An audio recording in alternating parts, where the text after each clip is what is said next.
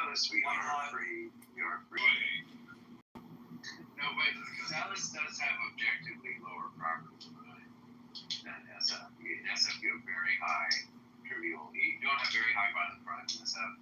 You have a massive amount of property crime, and that translates to a feeling of great insecurity for a large number of residents, because that casual property crime, getting your car busted into, getting things stolen, small things stolen from your car. I would still like to do some hard numbers on this. Yeah, well, I understand. If you look at the numbers, what they will show you is that SF rates high for property crime, but it's a safe city. There's not high violent crime in SF. That's what the numbers will show you. Okay, there's much more property crime in SF, and in particular of that casual kind, where like I don't leave very much stuff in my car, but I've left the jacket in my car numerous times in Dallas. Nothing ever happens to it. Nowhere does anyone say, don't leave a jacket in your car in Dallas, okay? It's just not an issue. In SF, even if you don't put something in your car, they're probably going to bust your window in at least a few times. The people who were my roommates, they wouldn't even park their car in SF. They parked it in the South Bay, because exactly that thing had happened. Well, But nothing in the here's the car. thing. I have lived in and around San Francisco. In some cases in San Francisco. I've been, like literally for the last 20 years. I've had my car broken into once in Berkeley. I've never had my car broken into San Francisco. I mean, I would. It's the kind of place when I lock my car up, I will put things away and stuff. But the idea that, and I lived there for a couple of years, so I parked on the street and stuff. I've never had my car broken into. Yeah. So the idea that like everybody has their, I know people that have had their cars broken into. I know that it happens. I'm not saying it doesn't happen, but like I have managed to get through life without having my car broken into in San Francisco. I've lived in San Francisco now for, going on a decade, and that whole time, I've had a car parked on the street, outside, and that's awesome. Not broken into once. That's so awesome. It's like, I don't need to deny that San Francisco or the Greater Bay Area has higher property crimes, like that could be true, I can accept that, that's fine. N equals whatever the facts are, but it's just like, by injunction, cars don't get broken into in San Francisco. Come on. But this is not what I said. This is not what I said. Yeah, but it's just like, to go from like, I saw my car got broken into once to like, Anarcho, whatever. So I once witnessed. That's true, you did. I once witnessed at 5 p.m. on a weekday. That big building, that 100 Van Ness, I think it is. It's kind of a skyscraper right across from the City Hall or whatever. Right there. I witnessed someone had parked briefly, and a crew of masked criminals breaking in front of a crowd of people, of people just commuting their whatever on the sidewalk, in front of a crowd of law-abiding folks. These three thug criminals breaking into a car and stealing stuff, and nobody even responding at all. Nobody doing anything to stop it. And I have to admit, me among them. Now, it was not in a proper society, this would be completely unacceptable. They would never be able to get away with it. Citizens would actually react rather than just act like, sort of just, don't make eye contact, just pretend it's not happening, keep walking. Maybe they have a knife or whatever, like, let's just keep, it's a very bad sign. On so many levels, and maybe I'm not articulating it well, but if you think that that's acceptable, and that this is a sign of a healthy society, I don't know what to tell you. It's not. No one's making the claim that it's acceptable in a society. But that's just a normal. That's a Tuesday in San Francisco. What I'm saying is that shit happens all over the place, all over the U.S. Only in Dallas, it would go down that way. Okay, so I don't accept that. Stop talking about Dallas in Vancouver. Accept that it could happen in Dallas or Vancouver or anywhere. Like that kind of stuff could happen anywhere. Okay, I look for the data. So first is Memphis, then is Portland. This is property crime, the ranking. So Memphis, Tennessee, number 1. Portland, then Detroit, then Seattle, then Baltimore, Denver, Nashville, Philadelphia, Houston, and then San Antonio. And then there is a note about San Francisco that says a few additional observations. San Francisco has gained attention for car break-ins, but recent data shows property crime there has declined from its peak several years ago, even though it remains a concern in touristic areas. Nationally, property crime has been falling. Preliminary FBI data indicate roughly 12% decrease in property crime from 2024 to 2025. There you go. And I think anecdotal data is not really data, right? It's just like I saw my friend or something. Like we really need to. What Kira was saying is like we need to see the data, and then from there we can draw conclusions. Not just I saw one time or my car. This happened to me twice, or I've been there 3 times. Every single time all that is anecdotal. That's what that really means. I want to say, I heard a story, or I'm just making shit up, or I've told you about stuff I directly experienced. I know, but you seem dumb, and I don't believe you. Yeah, look, agent. Yeah, look. The real pill here is that the criminals in San Francisco are not criminals. Okay, it's just the appearance of crime.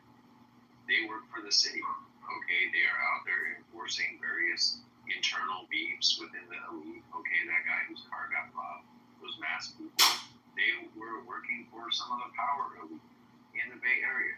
That's why it's an anarcho-tyranny. Okay, the appearance of anarchy is used as to conceal the rank criminality of the elites in San Francisco. No, yeah, they were working on behalf of Antifa, actually, I think is right. The commonly understood thing. I mean, look, Agent, I'm just going to be honest with you. I know that you don't really think that America's governance is the right form of governance. And I guess in that respect, we agree. Only to the extent that it means that America is not a healthy society in many ways. I think that there are lots of things wrong with San Francisco in particular, with American cities in general. That can be fixed. So in that we agree. I think our solutions may be different. But, I think you're taking your broad discontent with America and American governance systems and maybe applying it with an overbroad brush in this instance. Yeah, not all parts of America. I do think some parts are reasonably well run locally. I wonder if any of those include the places that Carlos listed that actually have higher levels of property, right? But who knows? He did list, and I had my car broken into in Baltimore as well. I think Baltimore is an anarchy. I don't know if it's an anarcho-tyranny, but it's definitely an anarchy. It just has the population as extremely violent. How did you manage to get a parking ticket in an anarchy? Good question. I didn't get a parking ticket in Baltimore. San Francisco was your question. Come on, you call that. LA, he got the ticket LA, for parking on the road. In California somewhere. Yeah. But look, Agent, I'm really curious, actually, MCD, what are the things that you think are wrong about how San Francisco is run? How would you like to see it run better? This is really relevant for us here in Dallas, because we have many people who moved here from the Bay Area, and I don't want us to make the same mistakes, now that we're here. So, what are some things that you think could be done different? They may not satisfy you. They're kind of mundane, to be honest, in many cases.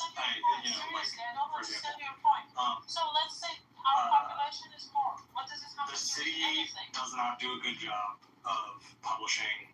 I don't know. I think he lost that argument there. Did you study like mathematics or did you study in university? I'm sorry, what does it have to do? The fact that we're saying in Iran people are not free, women don't have equal rights, and many things are illegal right now. What does it have to do with Iranians being 12 million or 90 million? Hi, We're Masa. talking about the Constitution. We're talking about the Constitution. The Masa. rules that we have in Iran are stupid as fuck. Okay, alright. Hello? Thanks, Scott. Thank you. Bye. Masa, I recently saw a video of a marketplace in Iran, and all the women, were walking around looking beautiful. And it seemed pretty open and free to me. I'm sure it's not like that everywhere. We But are open. We don't care about Islam. We don't practice Islam.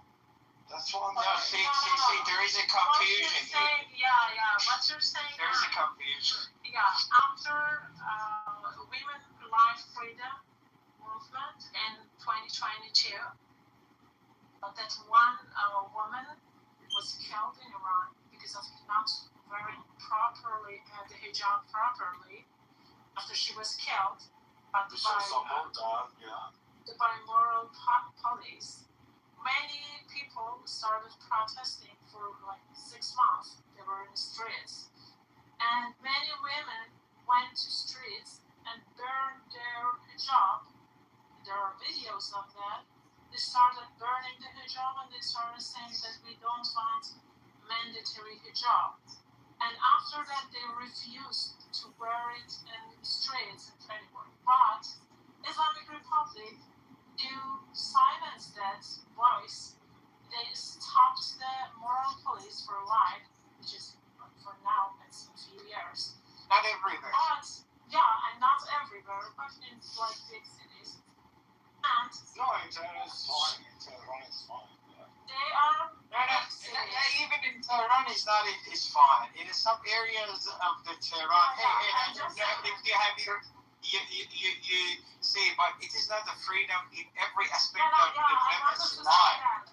The thing is that not even a single part of the rules have changed, and women cannot go to universities, cannot go to government Women cannot go to buildings. university. Shut up! I'm saying that they can't go to universities without hijab. Yeah, be clear about that, please. If you let me speak and I'm talking and everything, I can explain what I mean. Just let me finish. And women, not even a single rule has changed. It is still considered mandatory for women to have hijab, but the moral police is not doing this as it was doing. It's not doing the same as it was doing before, because of the situation, because there is war, because there are a lot of other problems, and they don't want people to become even more angry. I hope you got your answer. Masha. And I just wanted to recap what Masa said. So those footages that you're seeing, that even before the women life freedom and some particular area of the Tehran, you could see that. But the problem is that is not comprehensive rule change. There is no rule change in the constitution. Still, it is mandatory everywhere you go. It is just the civil disobedience of the people at some particular part of the Iran. It doesn't mean that the rule change. It doesn't mean that the brutality toward the women has changed. And it is one of million aspects of the women's life in Iran. It's not just that. There are lots of other discrimination. It doesn't mean that if some women at some particular part of the Iran, they freely dressed up, which I don't believe so. They're not freely. Maybe they don't have just a headscarf. And at the end of the day, you see that, you say, oh no, it sounds like European. No, it is not. It is just one aspect from the video you see. You need to go through the details of the day-to-day life of them and see how they are living. What are the rules? What are the divorce rules? Millions of the others. It is not within the time of this clubhouse. But we can search it out. Alright, I'm a Iranian boy. I Shut the fuck up. When you hear someone speaking, you shut the fuck up. Disrespectful piece of shit. Oh, thank you for And by such the way- strong moderation. By the way, to add one more thing to add is that now, because of the situation, because of January massacre, and because of the ongoing war, Islamic Republic is trying to show off some they try to fabricate a view of Iran for the other parts of the world, to say that this country is free, people have the freedom, and they're okay with the situation in Iran. Then they keep filming the women are in streets and happy, they have a happy life and everything, to show it to the foreigners and tell them people in Iran don't have that kind of problems as you think, which is a lie. Because every day a woman chooses not to wear the hijab in Iran, that is a risk she is taking. She is taking the risk to end up like Mahsa Amini, being thrown into the bus, getting a seizure from being hit so hard into that bus that she dies at the police station. That is a risk that the women take themselves every day, and that is great. Well, moderators, this is... The law did not change ever. They did not change the law on hijab. Don't be fooled. Moderators, in America, we believe that the absolute rule of the state shall be a function of the absolute liberty of each individual will. So, from a female perspective, the will of your average Iranian woman should be equal with the will of the government. And that type of equality is true liberty, the value of the self. And unfortunately, Islam as a religion, as a dogma, suppresses the individual liberty and will and freedom of the women of Iran. And this is enough justification for revolution and war against the regime, suppressing the will of the beautiful women of Iran. That is true. And, women of Iran, we were born in Iran, we were raised in that country.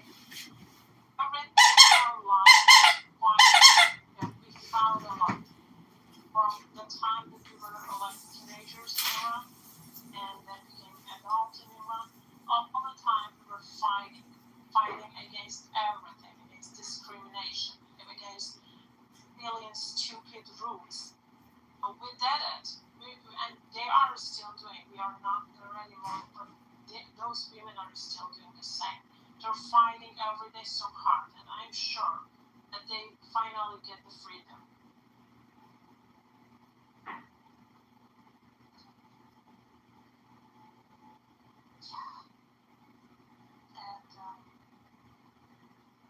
I think it's just funny that some people, I don't know, doctor is an Iranian.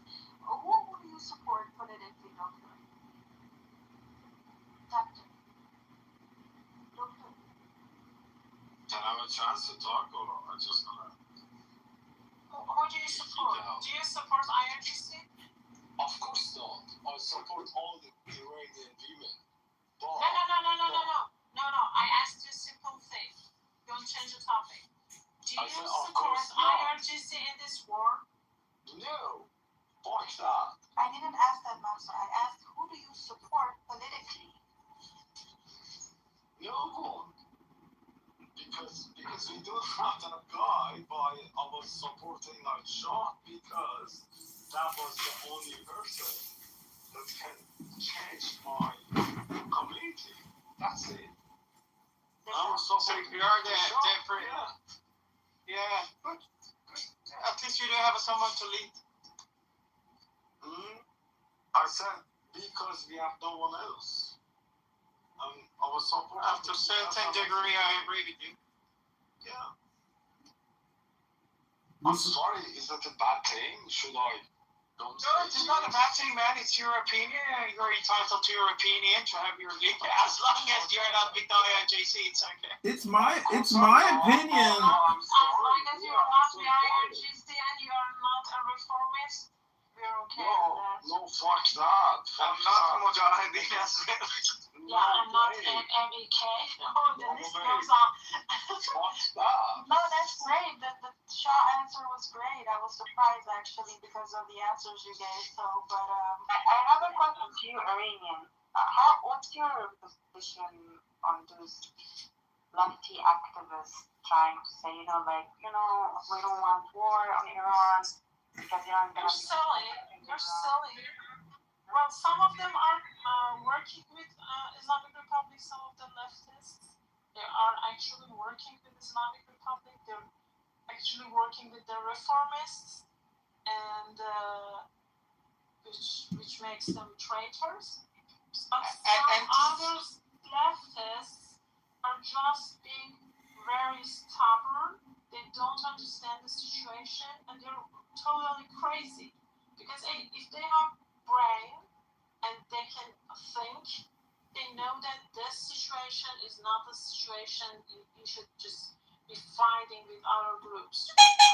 If you care about your country, you can keep fighting shoulder to shoulder with other people, and after Islamic Republic falls down, then there is election and you can choose the one that you want. But they don't understand this. Something simple as that. Massa, can I be like average guy? I have no political education. I have no education at all. Okay. Can I be average? You got no education. You got no knowledge at all. What? What? You speak English? You say you got no education. So are you retarded? Maybe I'm retarded. You need retarded people to support like a community, right? Well, never go full retard. And being retarded, even this word in England. Yeah. Right? Right. Do you live in England? I doubt so. No, Probably. as you see in his profile picture, is American. Okay. Yeah, probably. And this word is banned in England. You cannot say that. Okay? Listen, I'm very. You say retard in England? Say retard. No, What the fuck? you cannot say that. the communist country is the No, it's very inappropriate to say retarded because you could be offending Down syndrome people. What happens if you say retard? Excuse me, I have a question. What happens if someone in the UK says retard? You shouldn't say that. You shouldn't say that. No, retard is different from retarded. Retard means like a substance is no longer in its original form. And retarded means like someone with Down syndrome has a learning disability. Yeah? The English, they know what retard means, right? Right. They know what the retard means. They created that. Okay? Correct. In this country, okay, you have certain rules. It's not like we pay for people, we have like badass niggas, we're gonna fuck that shit, blah, blah, blah. You have certain rules to this country you're gonna speak, okay? Correct. If you speak in Sorry, what you could say was that retard is considered offensive in the UK, and for with that we would agree with that on the we would agree with you on that. Yes, it is offensive, but when you say it is against their rules, it means that if someone says that word, they will end up in jail or they would be fined or something like that. That's offensive. But you have a chance that you're gonna be sued. Exactly what you said. Is the law retarded or is the law gay? Gay is fine. It depends on situation. You can end up in court. Is a faggot a useless bundle of sticks? If you're a faggot, is that a useless bundle of sticks, or is a faggot an LGBTQIA+? No, you're a faggot. No, you're a faggot. No, you sound gay as shit. Hey, Dr. Ali, what's your cause of action when you go to court? Not my cause of action. It's not my consent to go to the court. I'm running a business of like billions of. He's making an affirmative defense. You're still And I confused. have a Instead of PhD in saying, AI. My concern is not about my. you just said you go to the court. I asked you what Wait, your but listen to this. But listen to this, you bitch ass nigga, for a second. Hold on, bitch ass nigga, for a Oh second. my God! Moderators, please! He's saying the N-word! Relax. He's saying the N-word! Censor him! Censor him! Stop, go! Who's saying? I was asking him. No, bad word. Bad word. Don't say that word. Not in here, babe. Not in here. No, actually, I didn't. Not cool. I didn't understand. What word are you scared of now? Move to audience if someone is trying to. Yeah, don't be scared. Don't be scared of that word. Don't be scared of the word. You should speak free in No America. fear, just not cool. Yeah, because we don't want to be racist here. No, it's not racist. I It's not cool. It's not cool, sweetie. It's not cool. Not cool. Understand America or what? Yeah, understand America. It's not cool. So you have So, to understand Dr. America. Ali, you said that you go to the court in England. So I'm asking you, what's your cause of action when you go to the court, Dr. Ali? As my lawyer, but let's talk about this nigga. No. You specifically said you go to the court. You go to the court. So what's your cause of action? I need to talk to my lawyer. I can send you an email, to be honest. I pay for lawyers. Yeah, what do you pay? What do you pay an hour, Dr. Ali? It's not based on hour. Yeah, what do you pay an hour?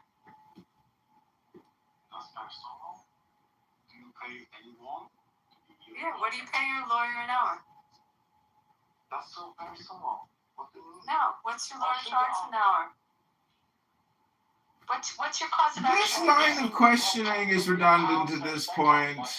We need to get back on top. I just want to quote Marshall Rankin and say, "You're off topic! Get back on topic!" What do you think? What do you think his lawyer charges an hour to sue for the word retard? 200 an hour, probably. 200 pounds an hour. What's your guess? 200 pounds an hour to sue for the word retarded. Defamation and slander, if you ask me.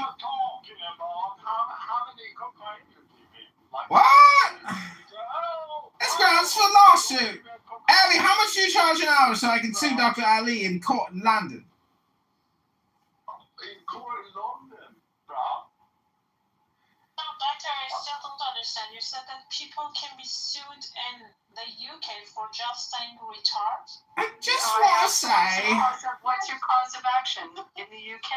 You can't tell me, but you said people can be sued. Dr. Ali, do you speak Farsi? If you are not sure about that, okay, why do you say it as a fact? Wait, that's a fact. Do you want to talk to my lawyer? No, I'm asking you. You made the statement. I'm asking you. This is redundant. This is I redundant. want to talk to her right now. Let's get back on topic. Or she. You know, GPT too. Dr. Ali G, do you use he leaves? No, do you have a He's barrister here. or do you paying your solicitor? Which one are you paying? Solicitor, not barrister. And what are you paying an hour? It's getting off my company, not ours. Abby, don't you understand this guy can't answer a question? So Obviously. please spare us the 5th or 6th time of the question. I just want to say to all the beautiful Persian women... I think we're on Actually, we were having a good conversation before Doctor arrives. We were having a good conversation. We were, and I want to practice my Farsi and tell the beautiful ladies here, Delambara, Khenitain Shode, Delambara, Khenitain Shode.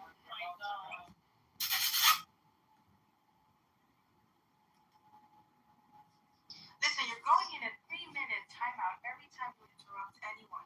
I'm trying to help you, Glow. I was telling you, shut up. I just want to say, Delambara, Khenitain Shode.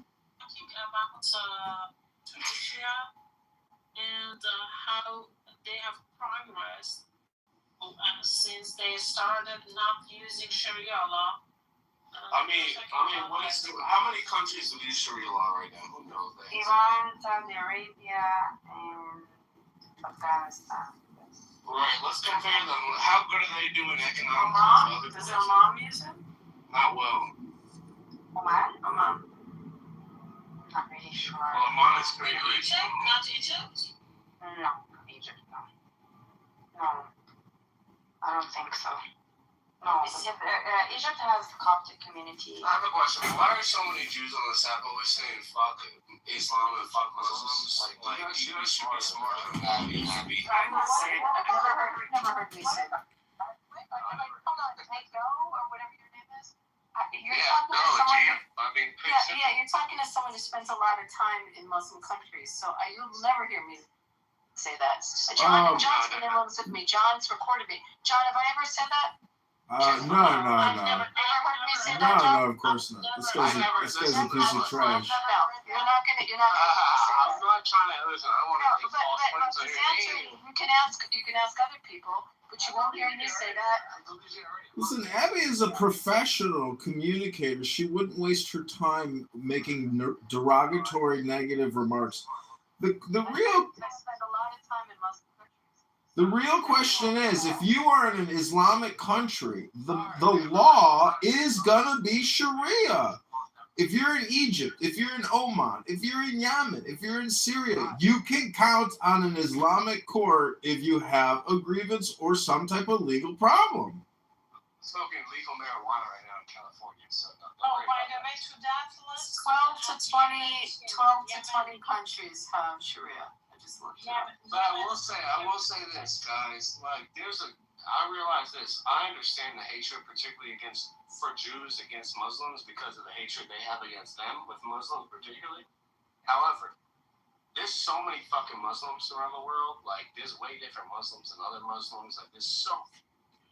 Yeah, you could be in Thailand where the Muslims are conducting terrorist attacks against the Buddhists. No, I'm finished. But don't just speak. Don't yell to me. No.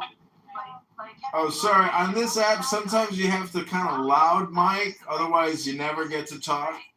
Wonderful people there. Like, No, but no not one's because disagree with you. you know, like even Indonesia. The Emiratis are like No, amazing Indonesia. people. You don't even think about that as a Muslim country. Yeah, It's the biggest Muslim country. think of Indonesia Okay, as a yeah, Muslim sorry. I country. don't know you personally, so. I do, but I think the Emiratis are amazing people. The Bahrainians are amazing people. Beautiful people, handsome and Yeah. beautiful. Emiratis are very nice. Let's give a big warm welcome to Dr. Pee-Pee. Pepe. I mean, you guys say, Pepe, how were the elections in Arizona? I forgot to ask you. Did you vote? Can I ask you that? He's a 1990s Democrat. Of course he doesn't vote. He's a former white Nazi supremacist from the trenches of Discord. And the doctor won the primary on the Dems. Oh, Abby, if you heard what Pepe said about American Jews today, you'd get so sick to your stomach. Pepe made the most anti-Semitic remarks I've ever heard him made today about American Jews. It was so sickening to listen to. Shame on you, Pee-Pee. You're not a grown man. You're an unprofessional little runt, like a gypsy from Corsica, like a little racist gypsy leprechaun midget with brain damage from boxing. Your anti-Semitism is disgusting. It's pathetic. It's so low IQ. It's the worst content. You don't even brand yourself as a comedian. I mean, you should be ashamed of yourself. Ashamed. An ashanda. Is that true, PP? Did you make anti-Semitic remarks again? none of us did. Singh had a room and I was in it. Like, yeah, I was talking shit about it. So, what do you think I did? Well, no, we want to hear. Maybe we can review it. What do you want? I don't want to hear it. All right, well, we'll have it. So.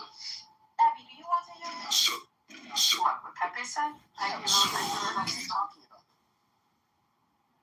Well, here's what the thing is. He said that Israel are the spiritual niggers of the Middle East because they're sucking all the money out of America. You're a piece of shit, Pepe. You better hope the Jewish Federation never catches you and puts you in court for defamation and slander. Because believe me, AIPAC and Abby here, a Democrat lawyer, they're going to sue you for all the Jew hate slander and racial hatred you stir up in a pot every day on this app, little PP. I'll probably meet him over a bowl of fish mush soup, so I don't think so. So Abby, where do you go in Me, I've been to Sally's several times. I really like it there, and I love the Emirates, and I really think Bahrain is beautiful. Those three countries. I've been to Jordan. I'm trying to think what other. You just Middle Eastern countries you're asking me? Obviously, I've been to Israel like more than 50 times. I've been to areas that are now Egypt, but I went when they were Israel before they turned them over. The Sinai. Have you And, been? no, I have not. Interesting, Pepe. I want to fly on that airline, but I don't really have a desire to go there. But I would go back to Saudi anytime. It's a fantastic place. You don't know his name, then why are you bringing him up? The point is, the Qatari Airlines is flying in hundreds of people every day into Chicago. People are fleeing the Middle East by the thousands because of the war. I forget who his name is. He's pretty influential. I know he's friends with like Tucker Carlson, but he's really. Do you know who that Dan Bilzerian guy is? Yeah, he's a hardcore Nazi, just like you, PB.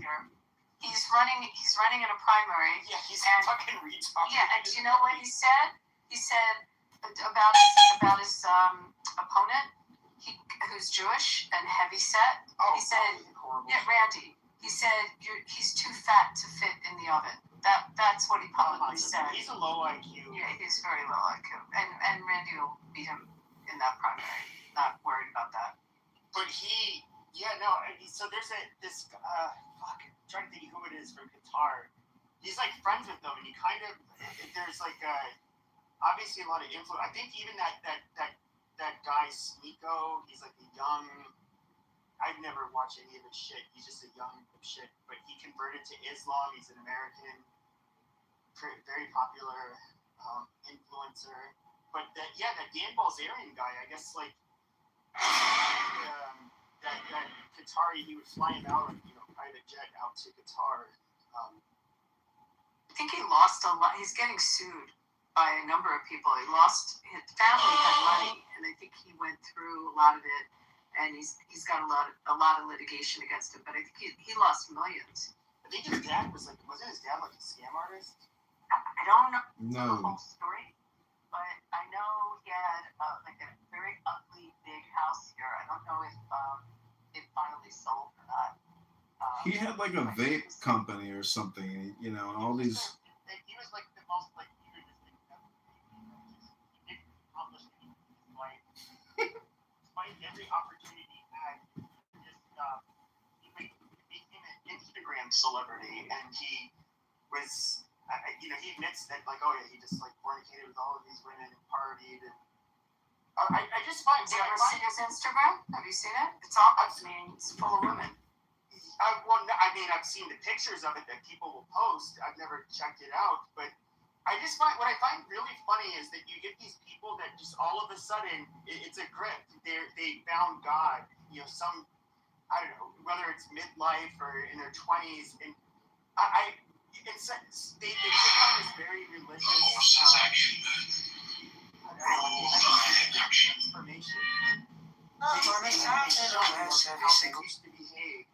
But I just always find that ironic because being raised Catholic, going to Catholic school, all that. I know people who've been religious their whole fucking lives. They don't say the shit that he says, or they don't. I can't help but think it's like making. Pepe, why don't you just cite something specific from his X account? Because I've looked at it extensively. I've commented extensively. He knows who I am because I personally, verbally insult him. He is one of the dumbest human beings, and the shit he writes is so stupid and offensive and racist and bigoted, xenophobic, evil, pathetic.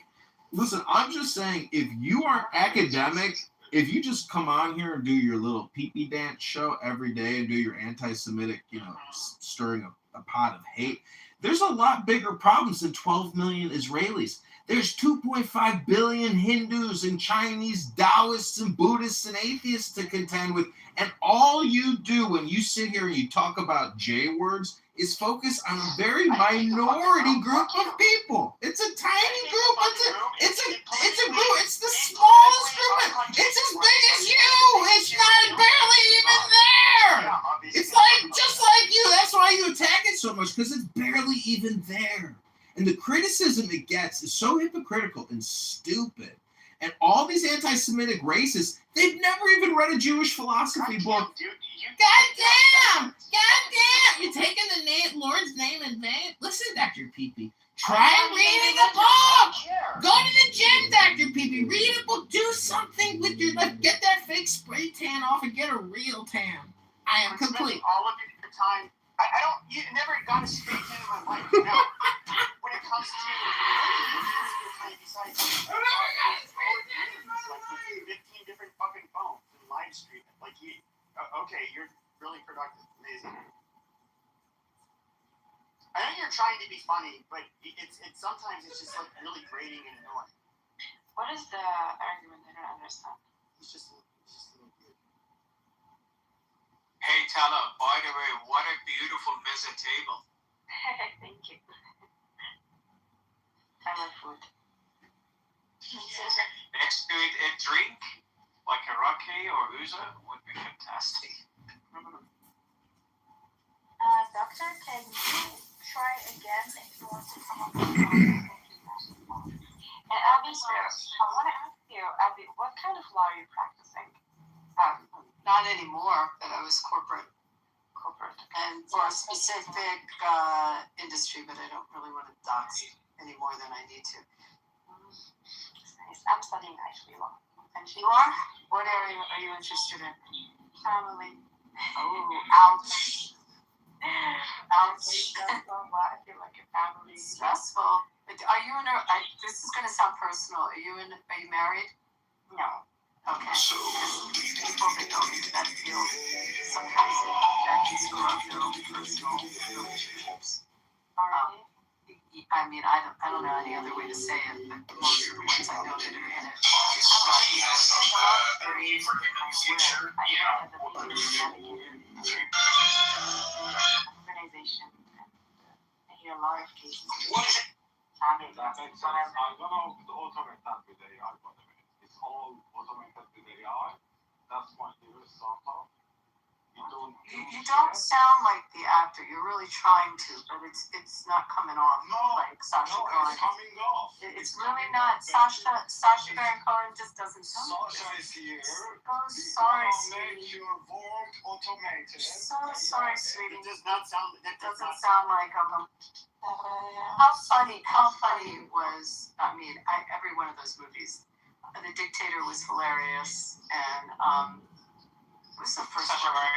Borat. Let me ask you this question, Abby. Do you know like Apache Junction in Arizona? Yeah.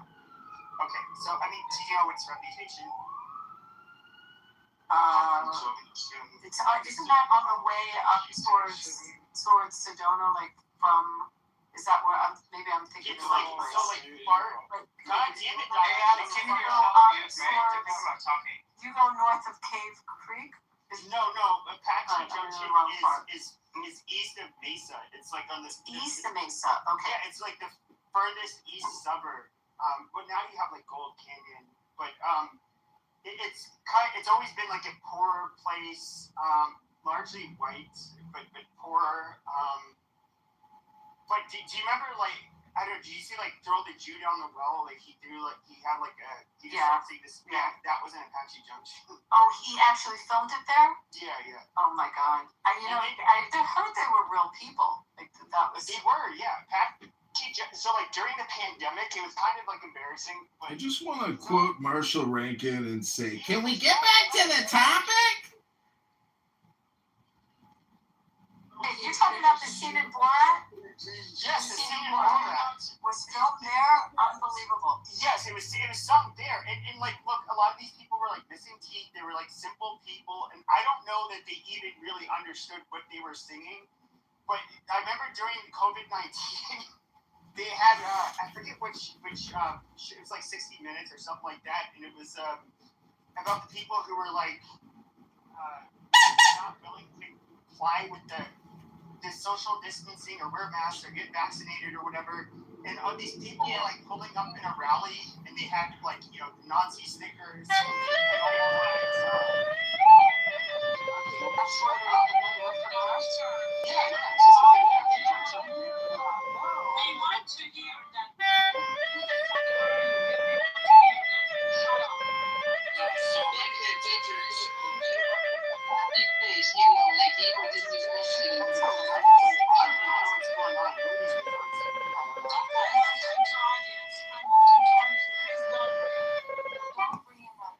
Thank you so much, moderators. This is Ein. I want to quickly interrupt Pepe's pathetic, boring story. I'd like to play a song for the people of Iran so they can all find peace, joy, and strength. It's titled, Pepe is a retard faggot. Faggot retard.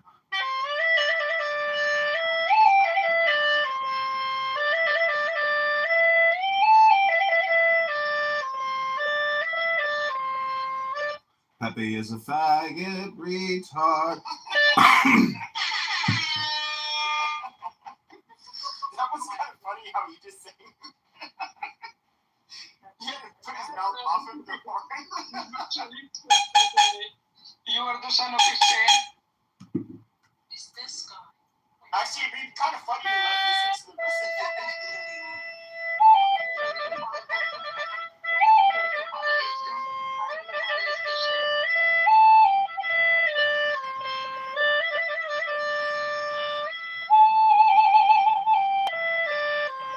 Pepe is a faggot retard.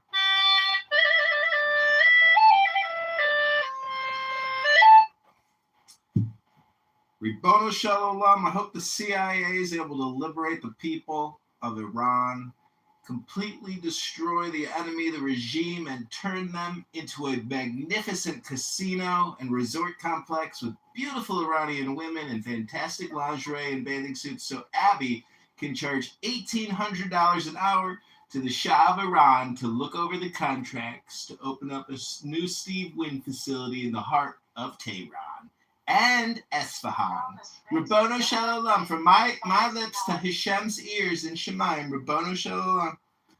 What do you guys think? The palace be a great, it's a big palace, right? You mean the place that he's Not the Shah, the Ayatollah's palace. Yeah, the one, the dead Ayatollah's palace. Yeah, the first Ayatollah, you mean. Right.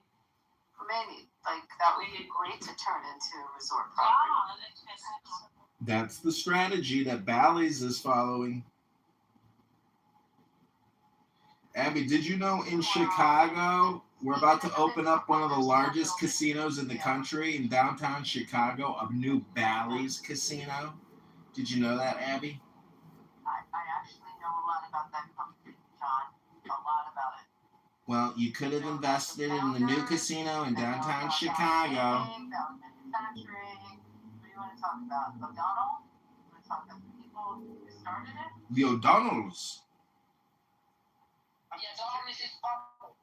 I still I know Marion Adelson. People keep on talking about Adelson, not Adelson. So Adelson. They talk about her in Macau, and then I was watching this video maybe a week ago, and it was a guy who's I guess a security professional. In other words, he's somebody who's very experienced when it comes to catching cheaters in casinos, and he was showing all of these tricks, which I thought were really. I was like, wow, people really come up with the craziest shit to cheat the system. But he's somebody who I guess primarily spent his time in Vegas, but he was also working in Macau. And I guess how does Allison? How did Westerners get a foothold into? You really want to hear in Macau? The story? From the beginning? Yeah, I have no idea. So, all right, if I start boring you, you guys can stop. So there was, it's called a SAR, a Special Administrative Region. It's like Hong Kong, similar. So it's part of China, but it was controlled by Portugal, and in a joint agreement. And then just like Hong Kong turned over to China, it turned from Portugal over to China. Around 3 years after Hong Kong did. So they had gaming there. There was a guy named Stanley Ho, and he had whatever casinos were there, whatever gaming was there, he was the only license, the only one who had it. And he had a very famous casino. It's still there, called the Lisboa. I mean, everything was kind of around Portugal because it's Portuguese law there and Portuguese influence. The Chinese government and the region decided to issue new licenses and breathe, life into the island, and to change up the business. So they offered out a bidding process all over the world for gaming companies to come in. I might be wrong on my number, but there was at least 25 approximately companies, maybe more, that came in the initial bidding when they put out the offering. And then it kind of dwindled down. It went down to maybe 8 or 9 that were left. I mean, all major companies. Ultimately, they had three gaming licenses to give out. So ultimately, those 3 licenses, one went to Stanley Ho, who had the existing properties. The other one went to Wynn Resorts, and the third one went to Las Vegas Sands, which was controlled by Sheldon Adelson at the time. They all did sub-concessions, meaning they sold a concession of their license to other companies. So essentially, you ended up with 6 licensed gaming companies that were initially coming in. You following me so far? Yeah. Stanley Ho had a very checkered company, very, like triad and organized crime and all kinds of issues with it. So none of the U.S. companies that were licensed in the U.S. wanted to have sub-concessions from him, and also the other 2, Wynn and LVS, needed to distance themselves from him. That's a side note because that plays into how MGM got there. Because Stanley Ho's daughter, Pansy Ho, got his sub-concession, and ultimately it went to MGM, who had to show that they didn't have dealings with organized crime, and they had an ownership in a New Jersey casino, and New Jersey basically kicked them out of New Jersey, and you know how big MGM is, because at the time, because they were in dealings with Pansy Ho. You following me so far? So there was that was kind of laying out what was about to happen. Then the U.S. companies went in. They actually built land. So filled what's totally illegal to do in the U.S. They actually filled where there was water and created land masses where the main areas, the Cotai Strip, which is where the Venetian and several of the pieces of property that he had. And then in Old Macau, where the original sands went up before the Venetian was built in Macau. So then it became, how do I say this, like beyond a cash cow, like money you can't even imagine. So this is a statistic, you can Google it, you can read about it, but one casino of the many casinos that are there, in one night, more money is dropped than all of the Las Vegas Strip, all of Las Vegas combined. One night in one casino there. That's how much money was getting wagered. When you gamble there, if you're playing blackjack, there could be 8-10 people behind you betting on your bet. It's kind of insane, but it's like almost a religion in a sense. You can in bet that culture. on bets. You can bet on bets. So they also had a very high gaming tax, one of like 40-some%, and then there's additional. They had these VIP rooms where the junketeers would be making a percentage of the bets also. So it gets a little more complicated. But anyway, long story short, it's very built. That's how the U.S. companies came in. And now there's, then the sub-concession was an Australian company. I don't know if you ever heard of Kerry Packer. And anyway, Crown. But sub-concessions came in and built up. I mean, the Venetian there, the one Vegas, like, it dwarfs the one in Vegas. It's huge. Anyway, it's very, very successful, and it's what made these companies trade high. I mean, as Vegas changed and became more hospitality, gaming was much bigger there. And then obviously LVS opened up the major casino in Singapore to expand the Asian gaming. That's kind of a nutshell on it.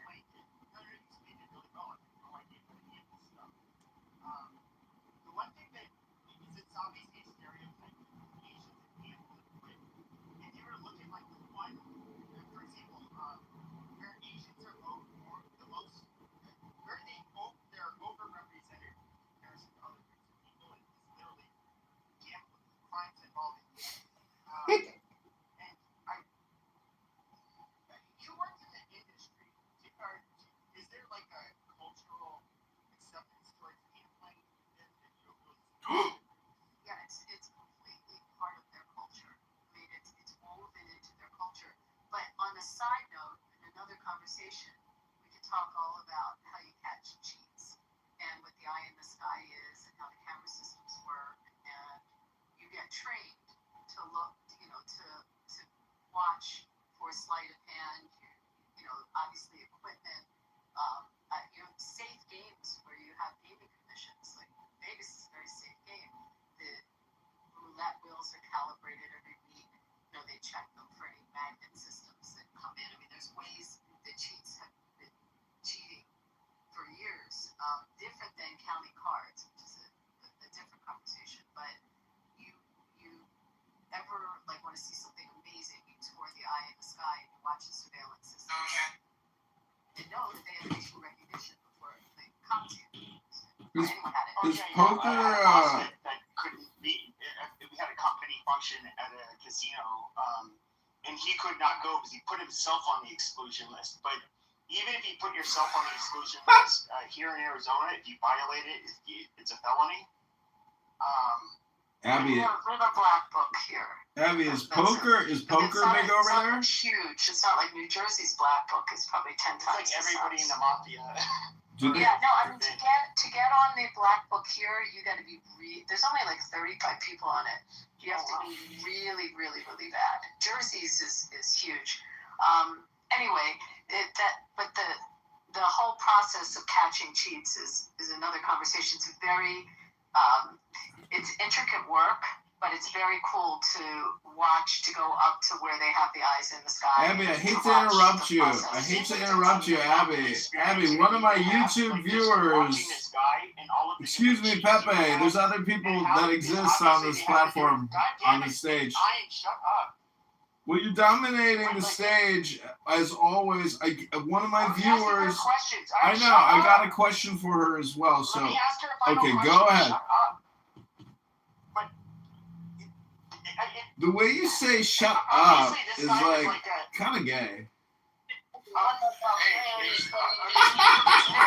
It's very, very controlled. The gaming board, the gaming commission is extremely strict. Everything is monitored. Everything is controlled. I mean, and when you have a license, I mean, I've gone through licensing. Every check you've ever written, all your money transaction, going back, for us, it went all the way back to college. They reviewed every transaction, and anything that has a scent of a connection to organized crime or any illegal, any financial crime. No, you can't get a license. You can't do business. This is one of my questions. I got a new question for you, Abby. I gotta get in the queue here. Moderators, I'm just gonna keep talking. Shut up, John. One of my YouTube viewers wants to know, Abby, did you know Sam Rothstein? Ace Rothstein.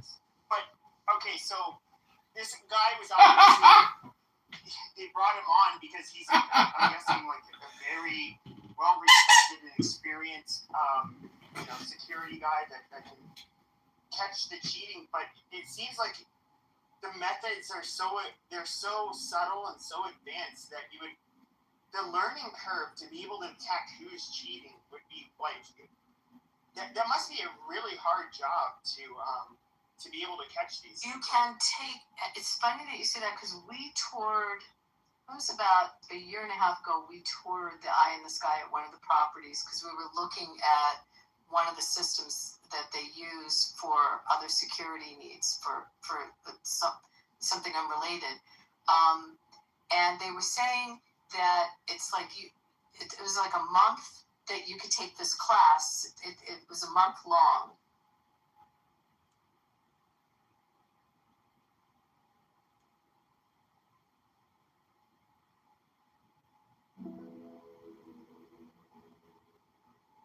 Just a hustle and a steady.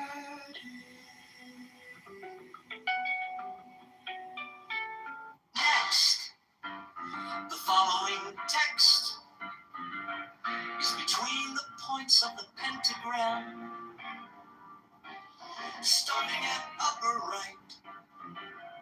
The words look. But to love me is better than all things. If under the night stars in the desert thou presently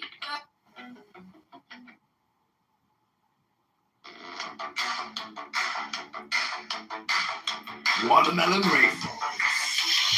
Watermelon, rainbow, watermelon, rainbow. Watermelon rainbow. Watermelon rainbow. Watermelon rainbow. Watermelon rainbow. You little orange.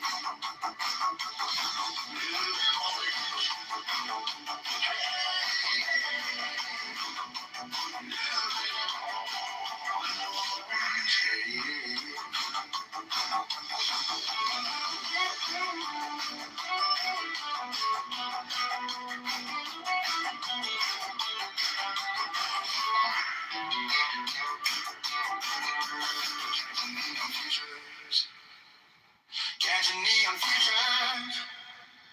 Catching neon futures. Catching neon futures.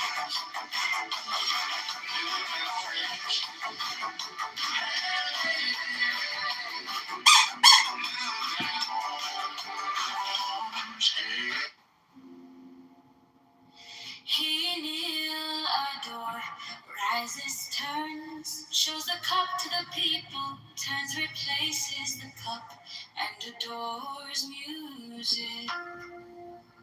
For this is the covenant of resurrection. He makes the 5 crosses on the priestess. Accept, O Lord, this sacrifice of life and joy, true warrants of the covenant of resurrection.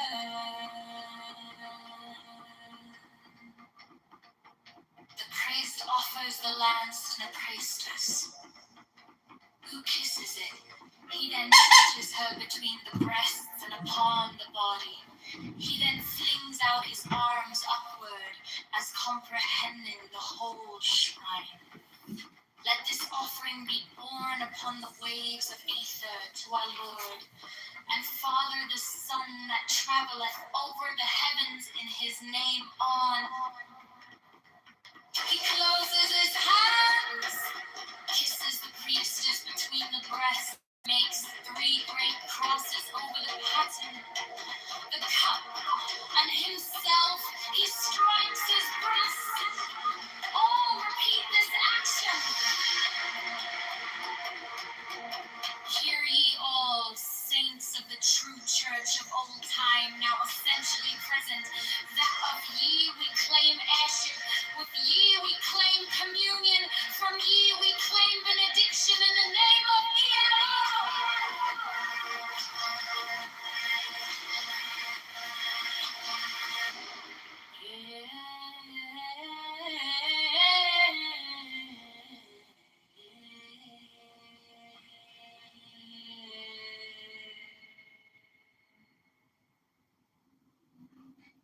To love me is better than all things. If under the night stars in the desert thou presently burnest mine incense before me, invoking me with a pure heart, and a serpent flame therein, thou shalt come a little to lie in my bosom. For one kiss wilt thou then be willing to give all. But whoso gives one particle of dust shall lose all in that hour. Ye shall gather goods and store of women and spices. Ye shall wear rich jewels. Ye shall exceed the nations of the earth in splendor and pride. But always in the love of me, and so shall ye come to my joy. I trust you earnestly to come before me in a single robe and covered with a rich headdress. I love you. I yearn for you. Purple, purple, petals of voluptuous, unwalled pleasure, purple, and drunkenness of the innermost sense. Desire you, put on the wings and arouse the coiled splendor within you. Come unto me, to me, to me.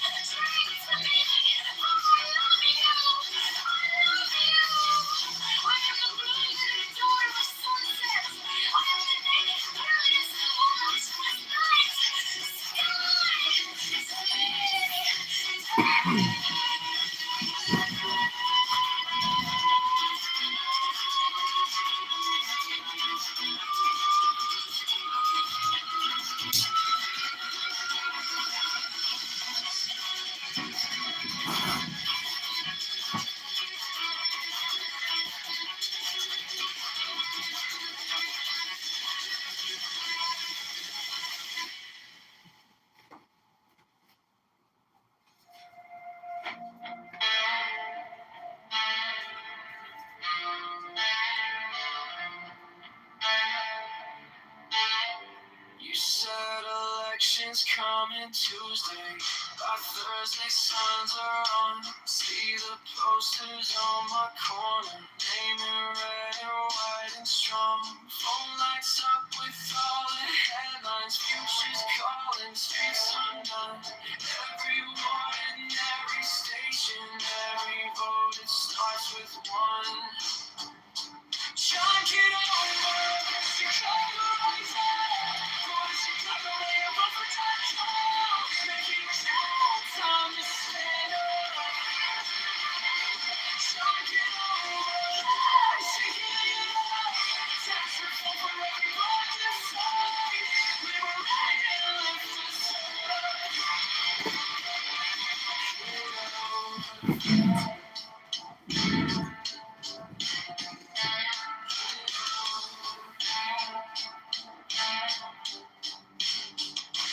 Friends all say that we need change now, less corruption, straighter plans. Take the power from the back rooms, give it back to working hands. Every train in every schoolyard, every small shop on the block needs a leader for the city who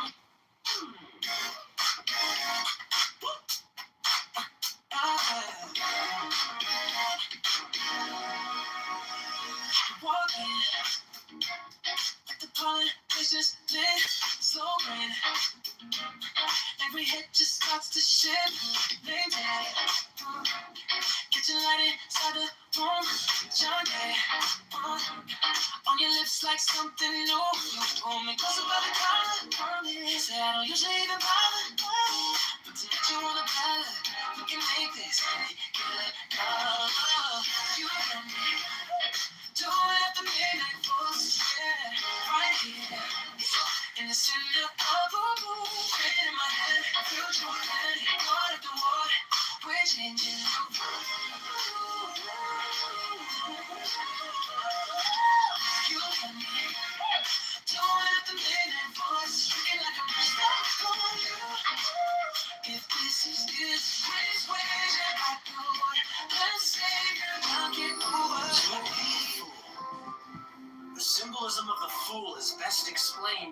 First, considering the meaning of the Hebrew letter Aleph attributed.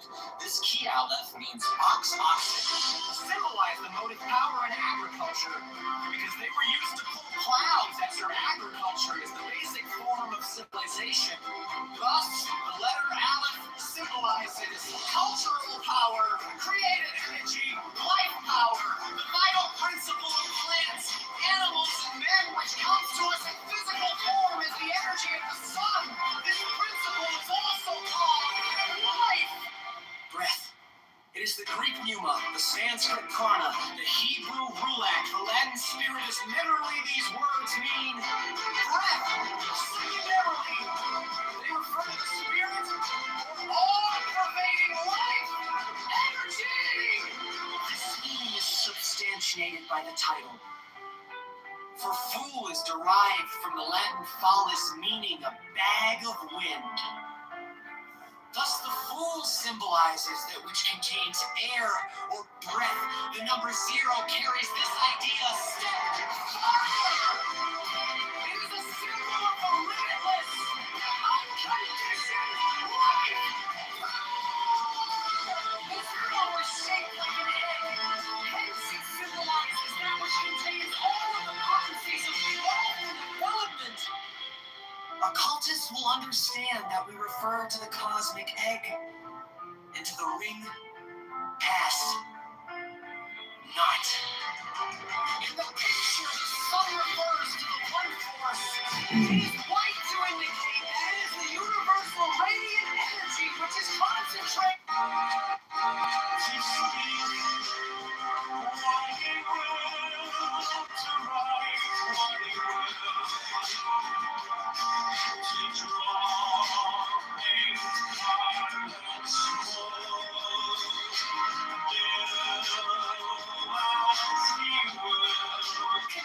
Radiated from all of the suns in the universe. The mountains represent the abstract mathematical conceptions which are behind all knowledge of nature as such. They are cold and uninteresting to many, but the melting of the snow upon the peaks feeds the streams that make fertile the valleys below. So will the principles of ageless wisdom feed your consciousness and make fertile your mental imagery, thus transforming your life. The fool is eternal you. He knows that the life force wherever it exists is always at the height of its power. His attitude expresses confidence and joyful aspiration. The wreath around the fool's head symbolizes the vegetable kingdom, also victory. The wand is will, the wallet, never. Force manifests itself. The little dog symbolizes the intellect, the merely reasoning mind. He is a faithful companion, but must have a master. The magician. The title refers to man as the director of the force by which he transforms his consciousness and reaches the stage known to occultists as initiation. The number 1, which is geometrically symbolized as a point, means concentration, attention, a limiting of the field of activity. This refers to the practice which is absolutely indispensable to all aspirants for truth. Until you have learned how to concentrate, you cannot perform the great work. Study this key carefully, and it will help you to learn to concentrate, for its symbolism was created to that end. The roses of the arbor symbolize desire, and it has been wisely said that desire is the motivation of evolution.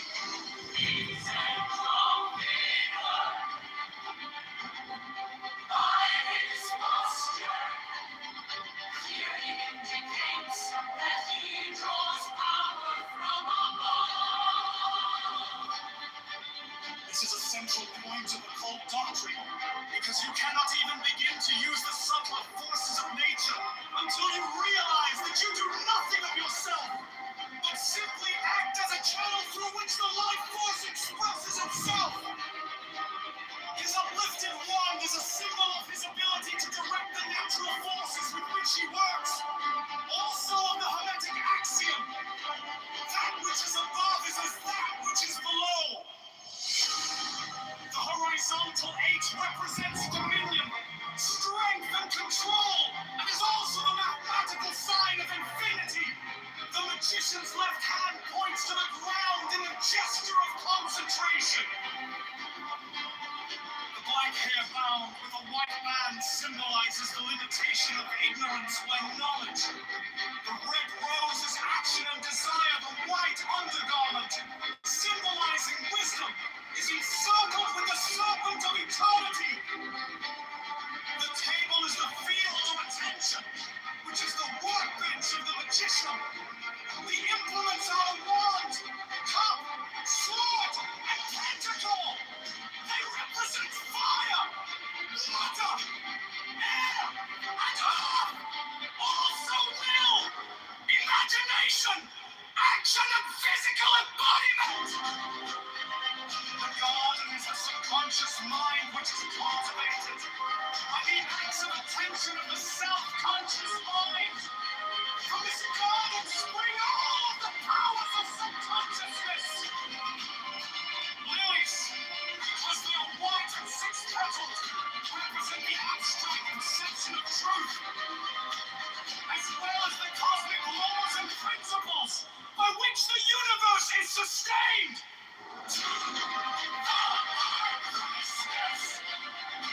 The astrological attribution of T2 is the moon. The moon is a reflector of sunlight, and thus is a symbol of reflection, duplication, as in a mirror. Like ideas, the crescent moon is cup-shaped.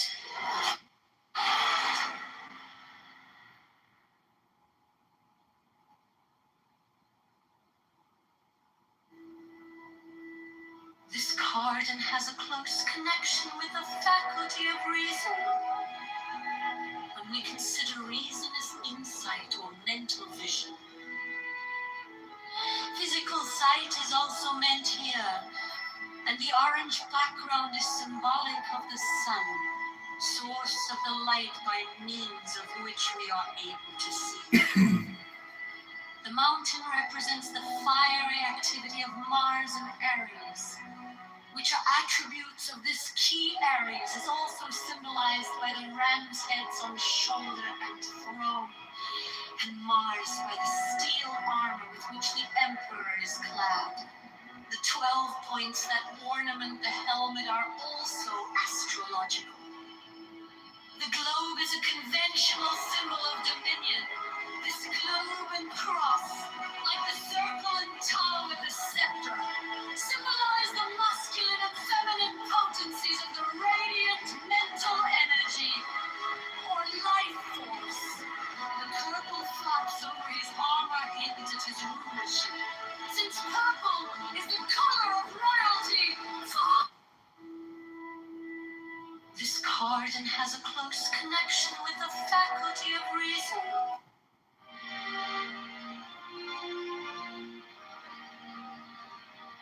Apart or to separate. In addition to that, the zodiacal sign, Gemini, is attributed to this key. Gemini. Force manifests itself. The little dog symbolizes the intellect, the merely reasoning mind. He is a faithful companion.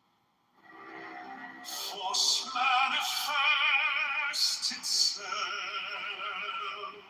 The little dog symbolizes the intellect, the merely reasoning mind. He is a faithful companion, but must have a master.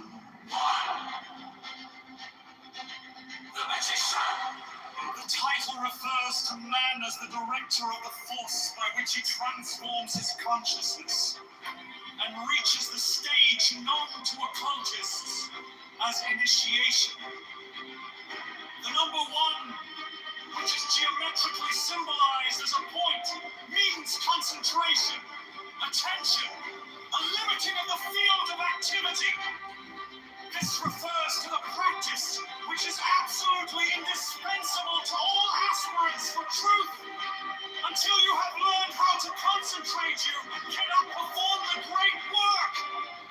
Study this key carefully, and it will help you to learn to concentrate, for its symbolism was created to that end.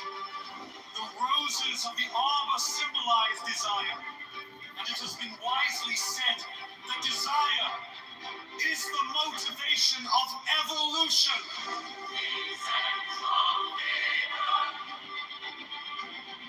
By his posture, clearly indicates that he draws power from above.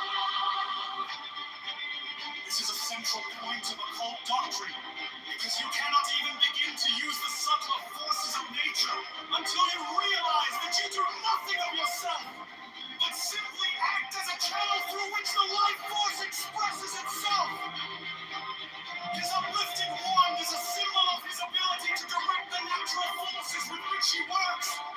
Also of the Hermetic axiom, that which is above is as that which is below.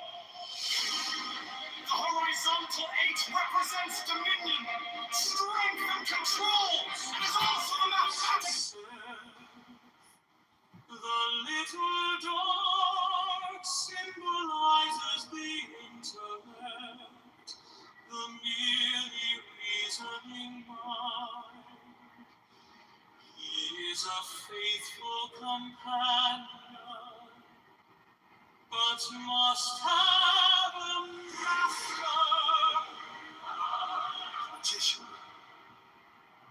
The title refers to man as the director of the force by which he transforms his consciousness and reaches the stage known to occultists as initiation.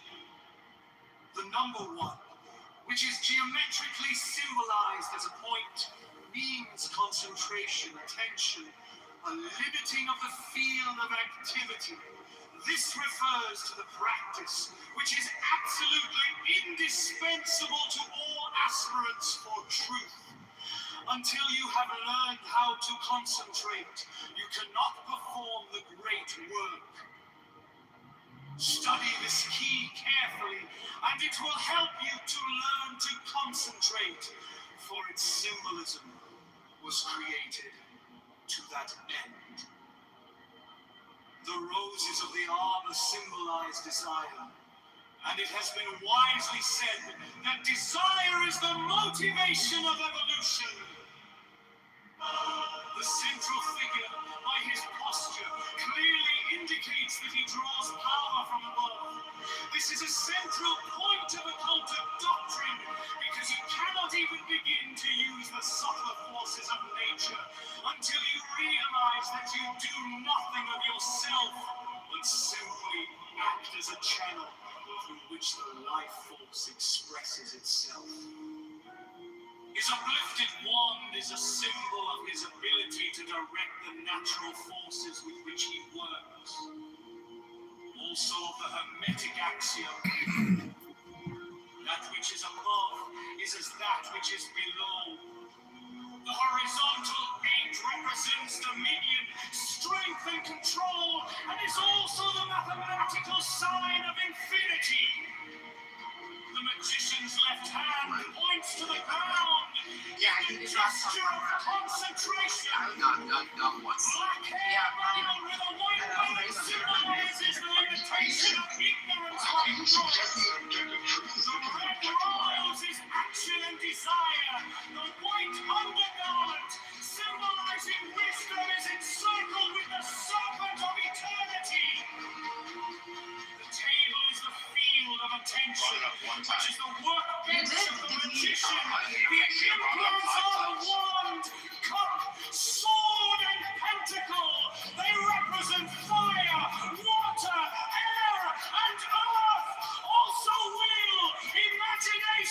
action, and physical embodiment. The garden is the subconscious mind which is cultivated by the acts of attention of the self-conscious mind. From this garden spring all of the powers of subconsciousness. Lilies, because they are white and six-petaled, representing the abstract perception of truth, as well as the cosmic laws and principles by which the universe is sustained. To the high priestess. The astrological attribution of K2 is the moon. The moon is a reflector of sunlight, and thus is a symbol of reflection, duplication, as in a mirror, and ideas. The crescent moon is cup-shaped and force manifest itself. The little dog symbolizes the intellect, the merely reasoning mind. He is a faithful companion, but must have a master. The magician. The title refers to man as the director of the force by which he transforms his consciousness and reaches the stage known to occultists as initiation. The number 1, which is geometrically symbolized as a point, means concentration, attention, a limiting of the field of activity. This refers to the practice which is absolutely indispensable to all aspirants for truth. Until you have learned how to concentrate, you cannot perform the great work. Study this key carefully, and it will help you to learn to concentrate, for its symbolism was created to that end. The roses of the arbor symbolize desire, and it has been wisely said that desire is the motivation of evolution.